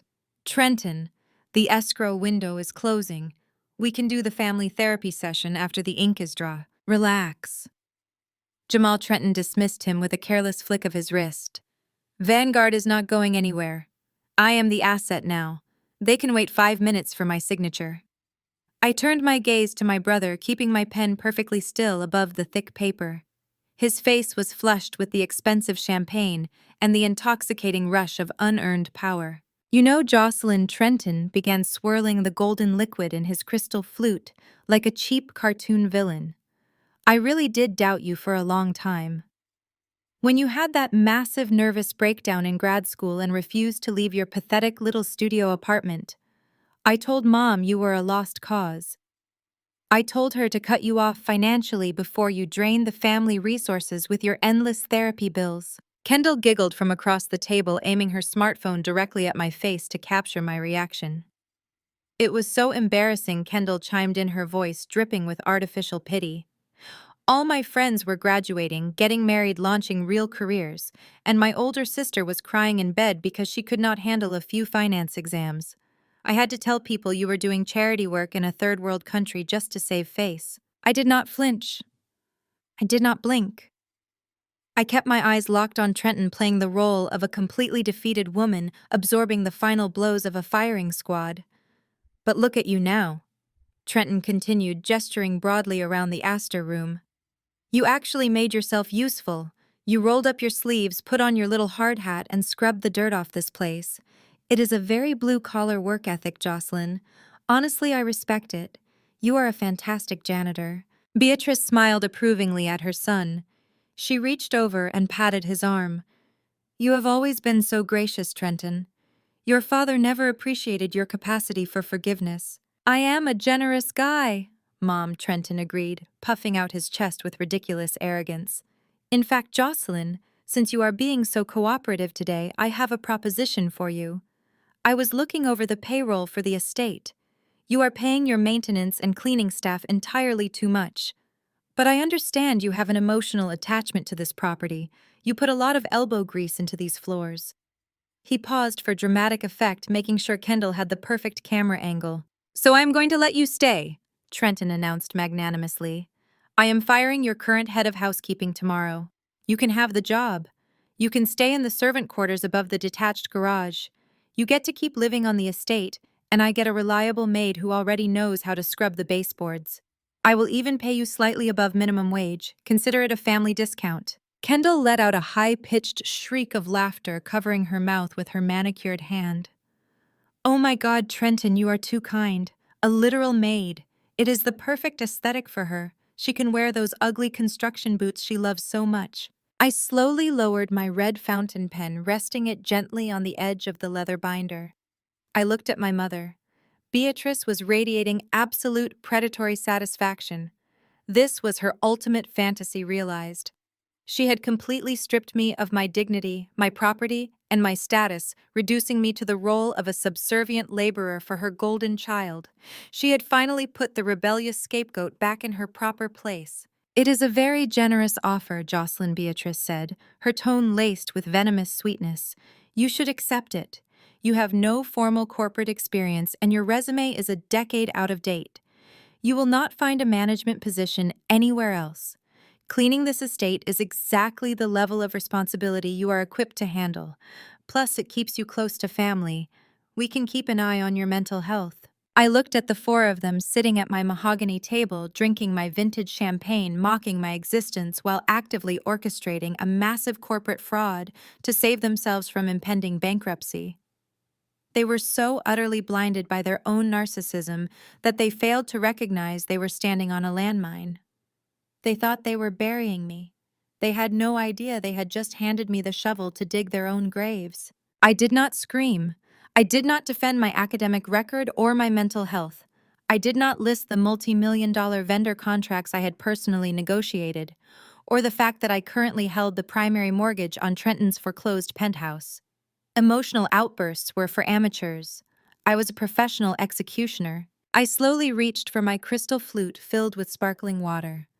I lifted it gracefully, capturing the light of the chandelier in the cut glass. I looked directly into Trenton's arrogant eyes, and a genuine, terrifying smile spread across my face. It was the smile of an apex predator watching a very foolish animal step directly into a steel jaw trap. I took a slow, deliberate sip of my water. The cool liquid washed away the last lingering traces of familial obligation. Every tie was severed. Every bridge was burned. I set the glass down with a soft, final clink against the mahogany table. Head housekeeper, I repeated, my voice completely stripped of the manufactured tremor I had used earlier. It was smooth, dark, and lethal. That is a very creative offer, Trenton. I will be sure to keep it in mind when we discuss your future employment prospects. Trenton frowned, a flicker of confusion crossing his face at my sudden shift in tone. What is that supposed to mean? Jamal slammed his hand flat against the table, the sharp noise startling Kendall into dropping her phone. Enough of this nonsense, Jamal barked, his patience completely exhausted. The entertainment portion of this meeting is over. We are executing the transfer right now. Jocelyn, pick up the pen and sign the document on page 49. Do not say another word, just sign it. I picked up my custom engraved red fountain pen. I slid the pristine leather binder an inch closer. The trap was fully primed. I looked down at the signature line Jamal had so meticulously crafted to steal my empire. I took one final breath. It was time to unleash absolute financial devastation. Jamal snatched the leather binder back across the mahogany table. His movements were jerky, fueled by the adrenaline of a freshly closed deal. He did not immediately notice the subtle shift in the room's atmosphere. He was too focused on securing his 8% commission. He flipped the binder open, his eyes scanning the signature block. He saw the red ink. He saw the signature. And then his gaze hit the raised, embossed steel seal. His hands stopped. The arrogant smirk that plastered his face slowly dissolved into a mask of deep, unadulterated confusion. He rubbed his thumb over the textured paper, feeling the heavy imprint of the corporate crest. "What is this?" Jamal muttered. His voice lacked its usual booming confidence. He squinted at the text embedded in the seal. "Ironwood Heritage Preservation Limited Liability Company. What kind of sovereign citizen nonsense did you stamp on my contract?" Beatrice let out an exasperated sigh, waving her hand dismissively. "Jamal, do not let her stall you with fake administrative stamps. She's just being dramatic. Scan the document and send it to the Vanguard underwriting team. We have a champagne lunch to finish." Jamal did not move. He did not reach for his digital scanner. He continued to stare at the seal, his commercial broker instincts finally kicking in, albeit far too late. He looked up at me, his eyes narrowing. "You did not sign this as an individual," Jamal stated, the realization slowly bleeding into his tone. "You signed it as a managing director." I leaned back in my chair, folding my hands neatly in my lap. I dropped the trembling victim persona completely. My spine straightened, and I met his gaze with the cold, calculating eyes of a seasoned corporate developer. "Congratulations, Jamal," I said smoothly. "You just successfully executed a transfer deed. But you failed to perform basic entry-level due diligence on the asset you were attempting to steal. I do not own the Hudson estate. I have not owned it for over a year. I transferred the physical deed, the land rights, and every single operational license into Ironwood Heritage Preservation, LLC, 12 months ago. It is an impenetrable corporate fortress." Trenton scoffed loudly, slamming his fist on the table. "Nice try, dropout. You think making up a fake shell company is going to stop me from taking what is mine? The power of attorney, Mom, overrides whatever silly little paperwork you printed off the internet. The power of attorney is entirely irrelevant, I corrected him, my voice ringing with absolute authority. A medical proxy gives Beatrice the right to manage my personal assets, but I personally own nothing. Ironwood is a federally recognized historical trust vehicle. It has its own legal identity, its own tax structure, and its own bylaws. By stamping your predatory contract with that seal, I did not sell you a commercial property. I legally bound your holding company to the federal mandates of a preservation trust. Kendall lowered her smartphone. The red recording light blinked off. What is she talking about, Jamal? Tell her to shut up. Jamal ignored his wife. His face was losing its color, rapidly transforming into a sickly ashen gray. He looked back down at the contract, his eyes darting across the predatory clauses he had written. You bound his holding company to the trust, Jamal repeated, his voice barely a whisper. He was finally connecting the dots. He was finally seeing the bear trap snapping shut around his leg. Exactly. I smiled, a genuine, terrifying smile. By signing that document, Trenton did not just acquire the land. He assumed all operational liabilities of the trust, which means he is now legally and personally responsible for maintaining these historic structures to rigorous federal standards. It costs roughly $3 million a year in specialized labor and materials just to keep the main house compliant. Congratulations on your new overhead, Trenton. I hope you saved some money from your crypto ventures. Trenton looked at Jamal, panic flickering in his eyes. Jamal, what is she saying? Tell me the Vanguard deal is still solid. We have $15 million sitting in escrow. I turned my gaze to my brother, savoring the absolute destruction of his golden child delusion. There is no Vanguard deal, Trenton. Beatrice shot out of her chair, slamming her hands on the table. You are lying. Jamal spoke directly to the Vanguard Acquisitions Director. The funds are verified. Vanguard Hospitality Group builds modern luxury resorts, I explained, speaking slowly, as if addressing a room full of toddlers. They demolish old structures, pour concrete, and build massive glass towers. But they cannot do that here, because Ironwood Heritage Preservation, LLC, is registered with the National Historic Trust. The entire dining room went dead silent. The only sound was the gentle lapping of the Hudson River outside the floor-to-ceiling windows. That land is federally protected. I continued driving the final nail into their coffin. It cannot be commercially developed. It cannot be demolished. It cannot be altered in any way without the explicit approval of a federal oversight committee. Vanguard will never be allowed to build their resort on this soil, which means their $15 million offer is entirely worthless. Jamal stumbled backward, his chair scraping violently against the restored wood floor. He grabbed the edge of the mahogany table to steady himself. He was breathing heavily, his bespoke suit suddenly looking like a suffocating straitjacket. You did not just lie to us, Jamal gasped, looking at me with pure, unadulterated terror. He finally realized the magnitude of the catastrophic error he had committed. No, Jamal, I agreed calmly. I did not lie to you. You lied to Vanguard. You pitched a federally protected historical trust to a commercial developer. You presented them with a fraudulent power of attorney.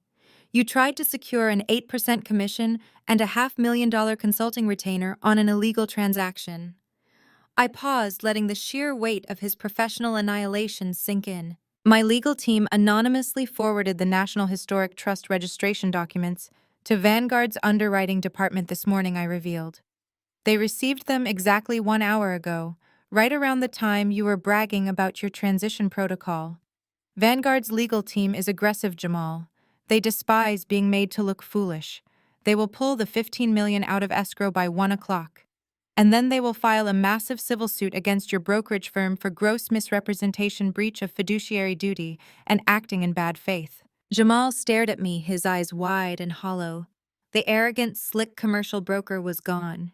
He was nothing but a broken man staring at the shattered remains of his career. Your license will be revoked by the end of the week, I stated, delivering the final blow with surgical precision.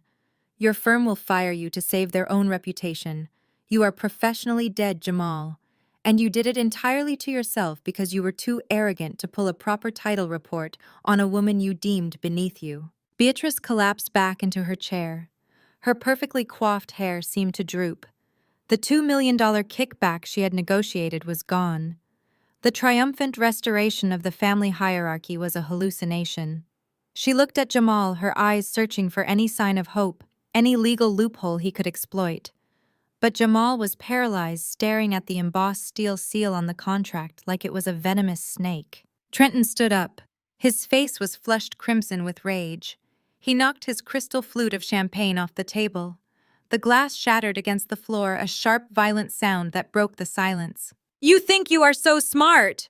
Trenton screamed, his voice cracking with desperation. "You think a fake shell company changes anything? I still have the power of attorney. Mom still controls your assets. We will just dissolve the trust. We will strip this place down and sell it for parts. You are not keeping this estate, Jocelyn. I will physically drag you out of here myself if I have to." I did not flinch. I did not call for security. I simply reached under the mahogany table and pulled up the sleek black leather folder my chief financial officer had prepared for me that morning. I placed it squarely in the center of the table, right next to the shattered remains of Trenton's champagne glass. "You are not going to drag anyone anywhere, Trenton," I said smoothly. Trenton's face was a mask of unadulterated fury. The veins in his neck pulsed against his designer collar. He had expected to walk in here and claim my empire, taking credit for my hard work and tossing me aside like a discarded piece of trash. Instead, I had just humiliated his broker, destroyed their $15 million deal, and legally bound him to a historic preservation trust that would bleed his phantom finances dry. He was cornered, and like any cornered predator, his immediate instinct was physical aggression. "You think you are so clever," Trenton spat, slamming both hands down onto the mahogany table and leaning aggressively toward me. "You think you can trap me in some bureaucratic nightmare with your fake little stamps? I am Trenton Vance. I do not play by your pathetic rules. I am tearing this place apart." Trenton. Beatrice warned, her voice trembling slightly. She was finally realizing that the situation was entirely out of her control. "Let Jamal handle the legalities. We can still fix this." Jamal was still staring blankly at the wall, completely unresponsive. He had already mentally calculated the impending lawsuits and the loss of his broker's license. He was utterly useless to them now. "I do not need Jamal." Trenton roared, his voice echoing off the vaulted ceilings of the Astor Room. "I have the power of attorney. I have the transfer deed. I own this property now, and my first act as CEO is physically removing you from the premises." He pushed back his heavy oak chair, the legs scraping violently against the restored floorboards. He took 2 menacing steps toward my end of the table. "Get up," Jocelyn, Trenton commanded, pointing a trembling finger at the door. "You are trespassing. Leave the keys, leave the binder, and get out of my sight before I have Gary drag you out by your hair." I did not move. I did not blink. I sat perfectly still, my hands resting lightly on the polished mahogany.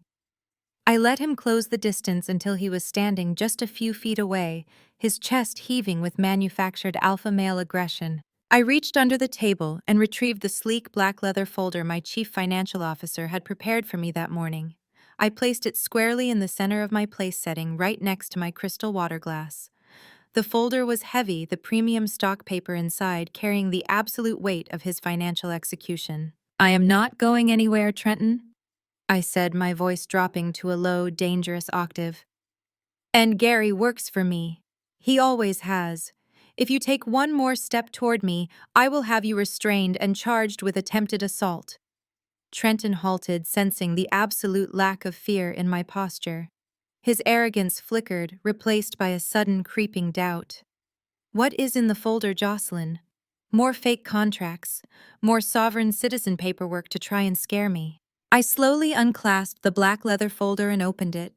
The pristine white documents inside gleamed under the crystal chandelier. "I am a historical developer, Trenton." I began speaking slowly and deliberately, so every word landed with maximum impact. "I buy broken, ruined properties, and I fix them. It is what I do best. But recently I decided to diversify my portfolio. I started looking into distressed assets, specifically non-performing debt held by reckless individuals who over-leverage their inheritances on cryptocurrency margins. Trenton's face drained of color entirely. The flush of anger vanished, replaced by a sickly pale hue. His eyes darted from my face down to the black folder. I pulled the first document from the stack. It was the assignment of mortgage complete with the embossed seal of Sterling Financial. I held it up so the entire room could clearly see the bank's logo. You inherited a beautiful penthouse in Tribeca. I continued, my voice dripping with icy contempt. A turnkey income-generating asset that should have set you up for life. But you are a fundamentally incompetent businessman, Trenton. You could not just sit back and collect the rent. You had to play the visionary. You took out massive secondary loans against the equity. You chased margin calls. You defaulted on the primary mortgage 6 months ago. How do you know that? Trenton whispered. His voice was completely stripped of its booming authority. It sounded small, fragile, and utterly terrified. Because I bought your debt. I stated, dropping the assignment of mortgage directly onto the table in front of him. I am your primary creditor, Trenton. I own the $8.2 million you owe Sterling Financial. I hold the paper on your life. Kendall gasped, dropping her phone onto the table with a sharp clatter. Beatrice let out a strangled sob, pressing her manicured hands over her mouth. You cannot do that, Trenton stammered, stumbling backward as if the document was highly radioactive. That is illegal. You cannot just buy someone's mortgage. It is perfectly legal in the secondary debt market, I corrected him smoothly. Sterling Financial was thrilled to offload your toxic profile for 80 cents on the dollar. The wire transfer cleared at 9 o'clock this morning. I am the sole lien holder of the Tribeca penthouse. Trenton shook his head violently, desperately clinging to his shattered reality. It does not matter. I still have time. The public auction is not until the end of the month. I can refinance. I can get investors. I pulled the second document from the folder. The eviction notice. I dropped it directly on top of the mortgage assignment. There will be no auction, Trenton. I smiled, my eyes locking onto his terrified gaze. As the new primary creditor, I have the legal authority to accelerate the foreclosure process due to your flagrant and repeated defaults. I filed the acceleration motion at 8 this morning. The county clerk processed it immediately. I paused, letting the silence stretch out, ensuring they felt the full, crushing weight of what was coming next. The sheriff's department posted the physical eviction notice on the door of the Tribeca penthouse exactly 3 hours ago, I revealed. The building management has deactivated your key fob. The security desk has been instructed to deny you entry. You cannot go home tonight, Trenton, because you do not have a home anymore. You are legally, officially, and utterly homeless. Trenton stared at the eviction notice, his mouth opening and closing without producing a single sound. The reality of his absolute destitution was finally penetrating his arrogant skull. He had driven upstate in a leased luxury truck wearing expensive clothes, entirely convinced he was about to steal my empire. He had no idea he was already a pauper before he even walked through my front doors. But wait! Beatrice interrupted, her voice shrill with panic. The $15 million, Trenton still has the Vanguard money. He can pay you back. He can buy the penthouse back from you. I turned my gaze to my mother, shaking my head in mock sympathy. Did you not listen to a single word I said earlier, Beatrice? There is no Vanguard money. The $15 million acquisition is dead. Jamal pitched a federally protected historic trust to a commercial developer. Vanguard will pull their escrow funds the moment their underwriters read the preservation easement my lawyers sent them this morning. The money is gone. I pulled the final document from the black folder. It was a copy of the personal guarantees Trenton had recklessly signed to secure his secondary cryptocurrency loans. And because you signed these personal guarantees, Trenton, I said, tapping the paper, your financial ruin does not stop at the penthouse doors. I have the legal right to garnish any future wages, seize any future assets, and freeze your personal checking accounts until the $8.2 million is fully repaid. You are going to spend the rest of your natural life working to pay off the debt you owe to the sister you tried to destroy. Trenton collapsed into his heavy oak chair. He buried his face in his hands, his broad shoulders shaking. The golden child was entirely broken. He had nothing left. No home, no money, no reputation, and an $8 million chain wrapped tightly around his neck, held firmly in my hands. "You did this!" Beatrice screamed, suddenly lunging toward me across the mahogany table. She knocked over a crystal water glass, the liquid spilling across the polished wood.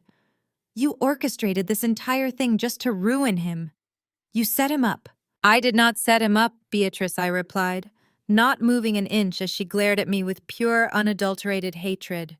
"He ruined himself through his own profound incompetence. I just ensured that when he finally fell, he landed directly in my lap instead of taking my empire down with him.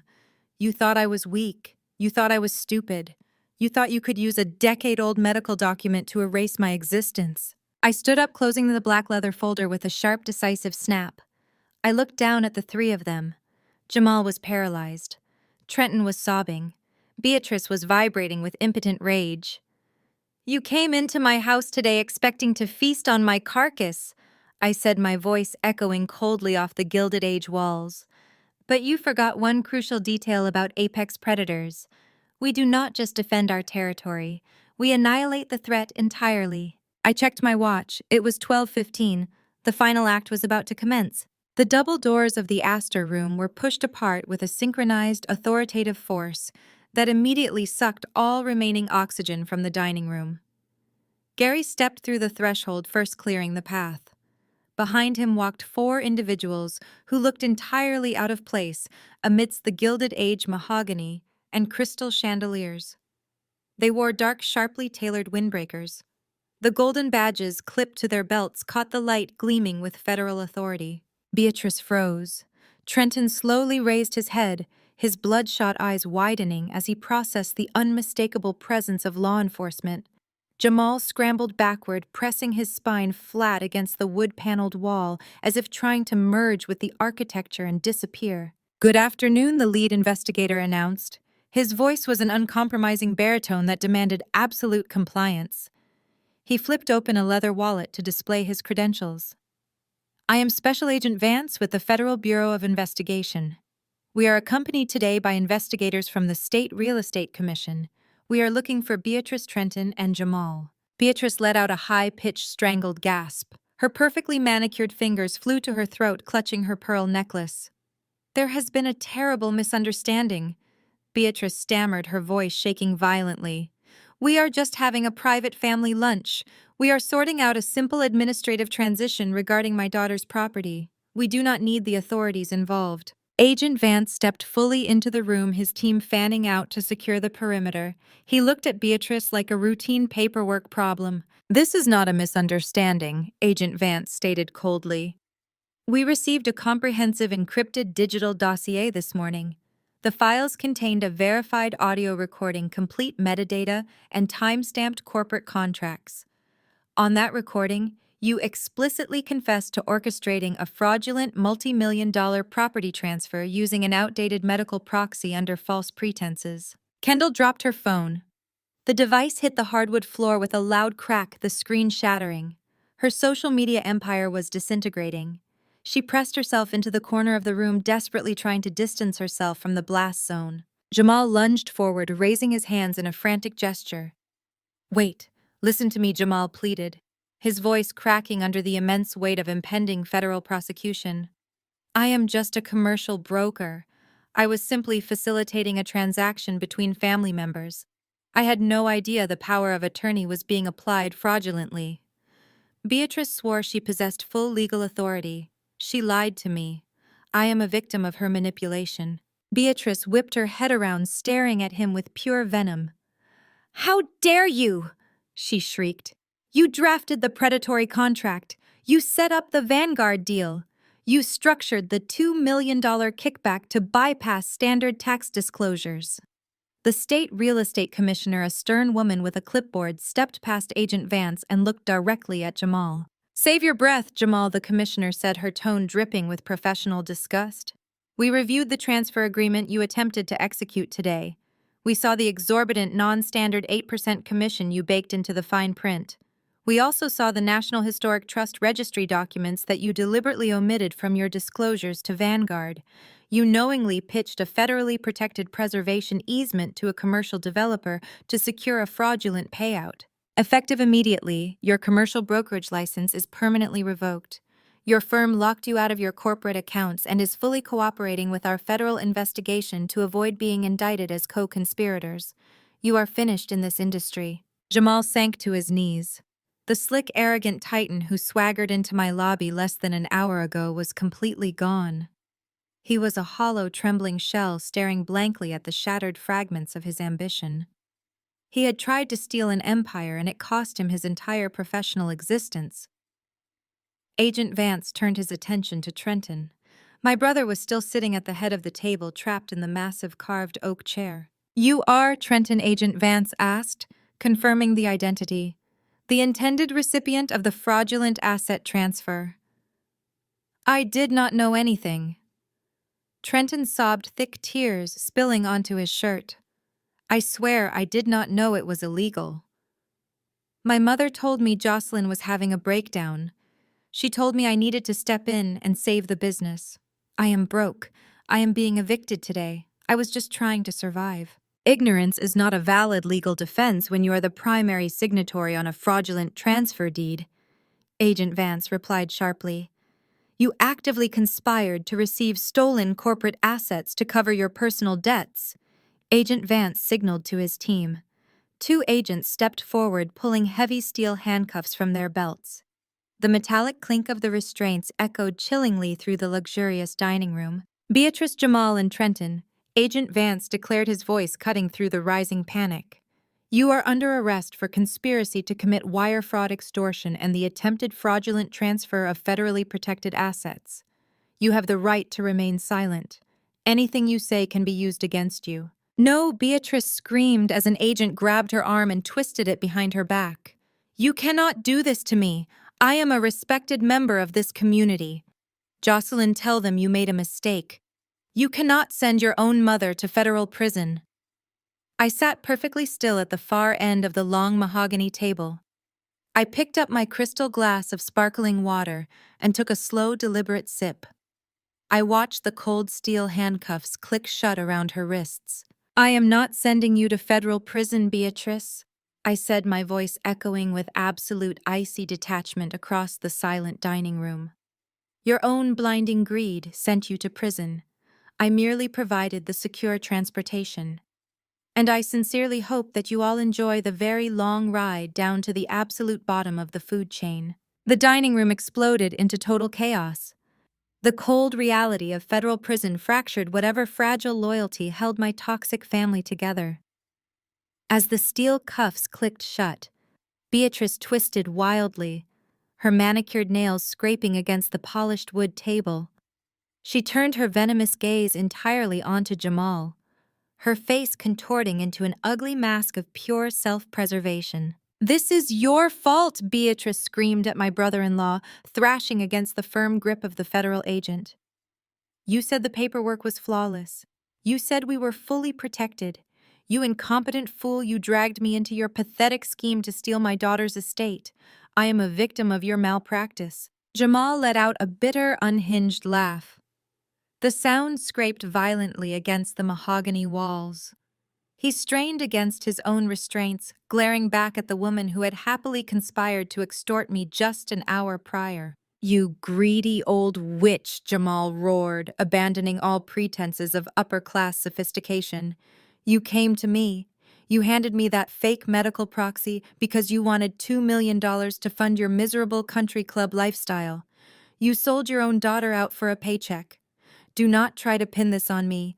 My career is dead because I listened to a desperate, broke suburban housewife." Kendall backed further into the corner, pressing herself flat against the antique wallpaper. She was hyperventilating, staring at her shattered smartphone on the floor, as if her entire identity had shattered with it. "Jamal, do something!" Kendall shrieked, tears ruining her perfectly contoured makeup.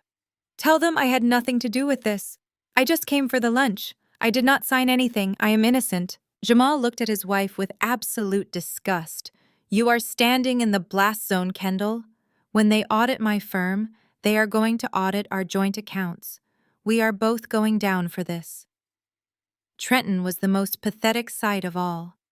The golden child, the supposed corporate visionary, had completely dissolved into a weeping, blubbering mess.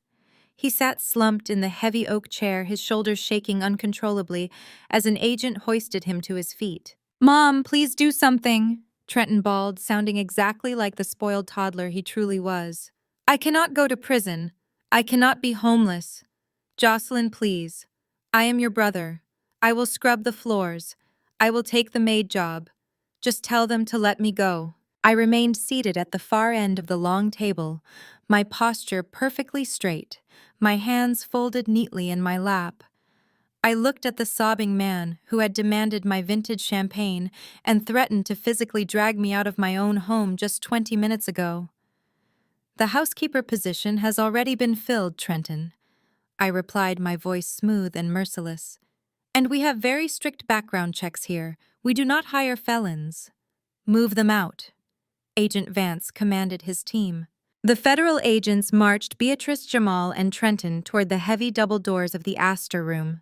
Kendall scrambled after them, sobbing hysterically as an investigator informed her she would be brought in for questioning as a material witness. I remained in my chair listening to their frantic screams fade down the administrative corridor. The sheer volume of their panic was a stark contrast to the elegant silence they were leaving behind. I walked out of the private dining room, heading up the grand staircase to the mezzanine. We bypassed the lobby entirely, stepping out onto the expansive wrap-around balcony that overlooked the main driveway. The afternoon sun was bright, casting a warm, golden glow over the meticulously restored stone facade of the estate. Down below, the scene played out with cinematic perfection. Two unmarked federal vehicles parked near the central fountain, lights flashing silently. Agents were actively loading Beatrice and Jamal into the first vehicle. Beatrice fought the agents every step of the way, screaming threats. Jamal just hung his head in total defeat. His bespoke suit ruined his arrogance, eradicated. But the true masterpiece of karma was unfolding directly in front of the main doors.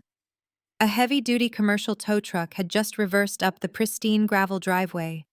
The driver, wearing a bright yellow safety vest, was actively hooking thick steel chains to the front axle of the monstrous lifted luxury pickup truck Trenton had rented. The tow truck driver looked up from his clipboard, completely unbothered by the screaming man in restraints. The rental agency flagged the credit card on file for severe delinquency, buddy. Your payments bounced, and the card provider flagged the account for massive fraud. I have an active repossession order. This truck belongs to the bank now. Trenton slumped forward, the last remaining shred of his fabricated billionaire persona ripped away in front of my entire staff. The valets, the concierge, and the security team stood on the perimeter, watching the golden child get loaded into a federal vehicle while his rented chariot was hoisted onto the back of a flatbed tow truck. He had arrived demanding the keys to my kingdom. He was leaving with absolutely nothing. Gary stepped onto the balcony beside me. He carried a silver tray holding a single crystal glass of the vintage red wine I had poured for myself earlier that morning. "I thought you might want to finish this, Ms. Jocelyn," Gary said, offering a rare, genuine smile. I picked up the crystal glass, feeling the cool weight of it in my hand. I looked down at the gravel driveway as the federal vehicles pulled away, carrying the toxic ruins of my biological family out of my life forever. The tow truck followed closely behind, dragging the symbol of Trenton's pathetic ego down the winding road and out the main gates. The silence over the Hudson estate was the clear, ringing silence of absolute victory. I had surgically removed a cancer that drained my energy for 33 years, engineering a flawless execution, utilizing their greed as the weapon. I raised my glass of vintage wine toward the horizon, watching the dust settle on the gravel driveway. The battle was finally over.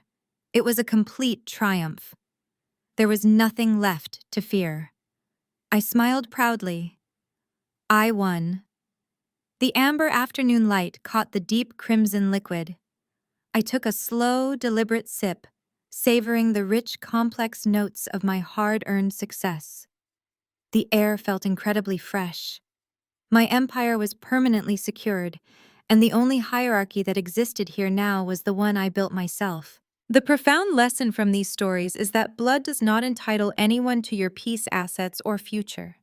We are conditioned to endure toxic family dynamics under the guise of loyalty. However, true empowerment begins the moment you stop seeking validation from those who only view you as a scapegoat. When you step away from the noise and build your own empire, you become entirely untouchable. Your ultimate revenge is never destruction. It is absolute unbothered success on your own terms. Have you ever had to cut ties to protect your peace? Share your own story and comment below.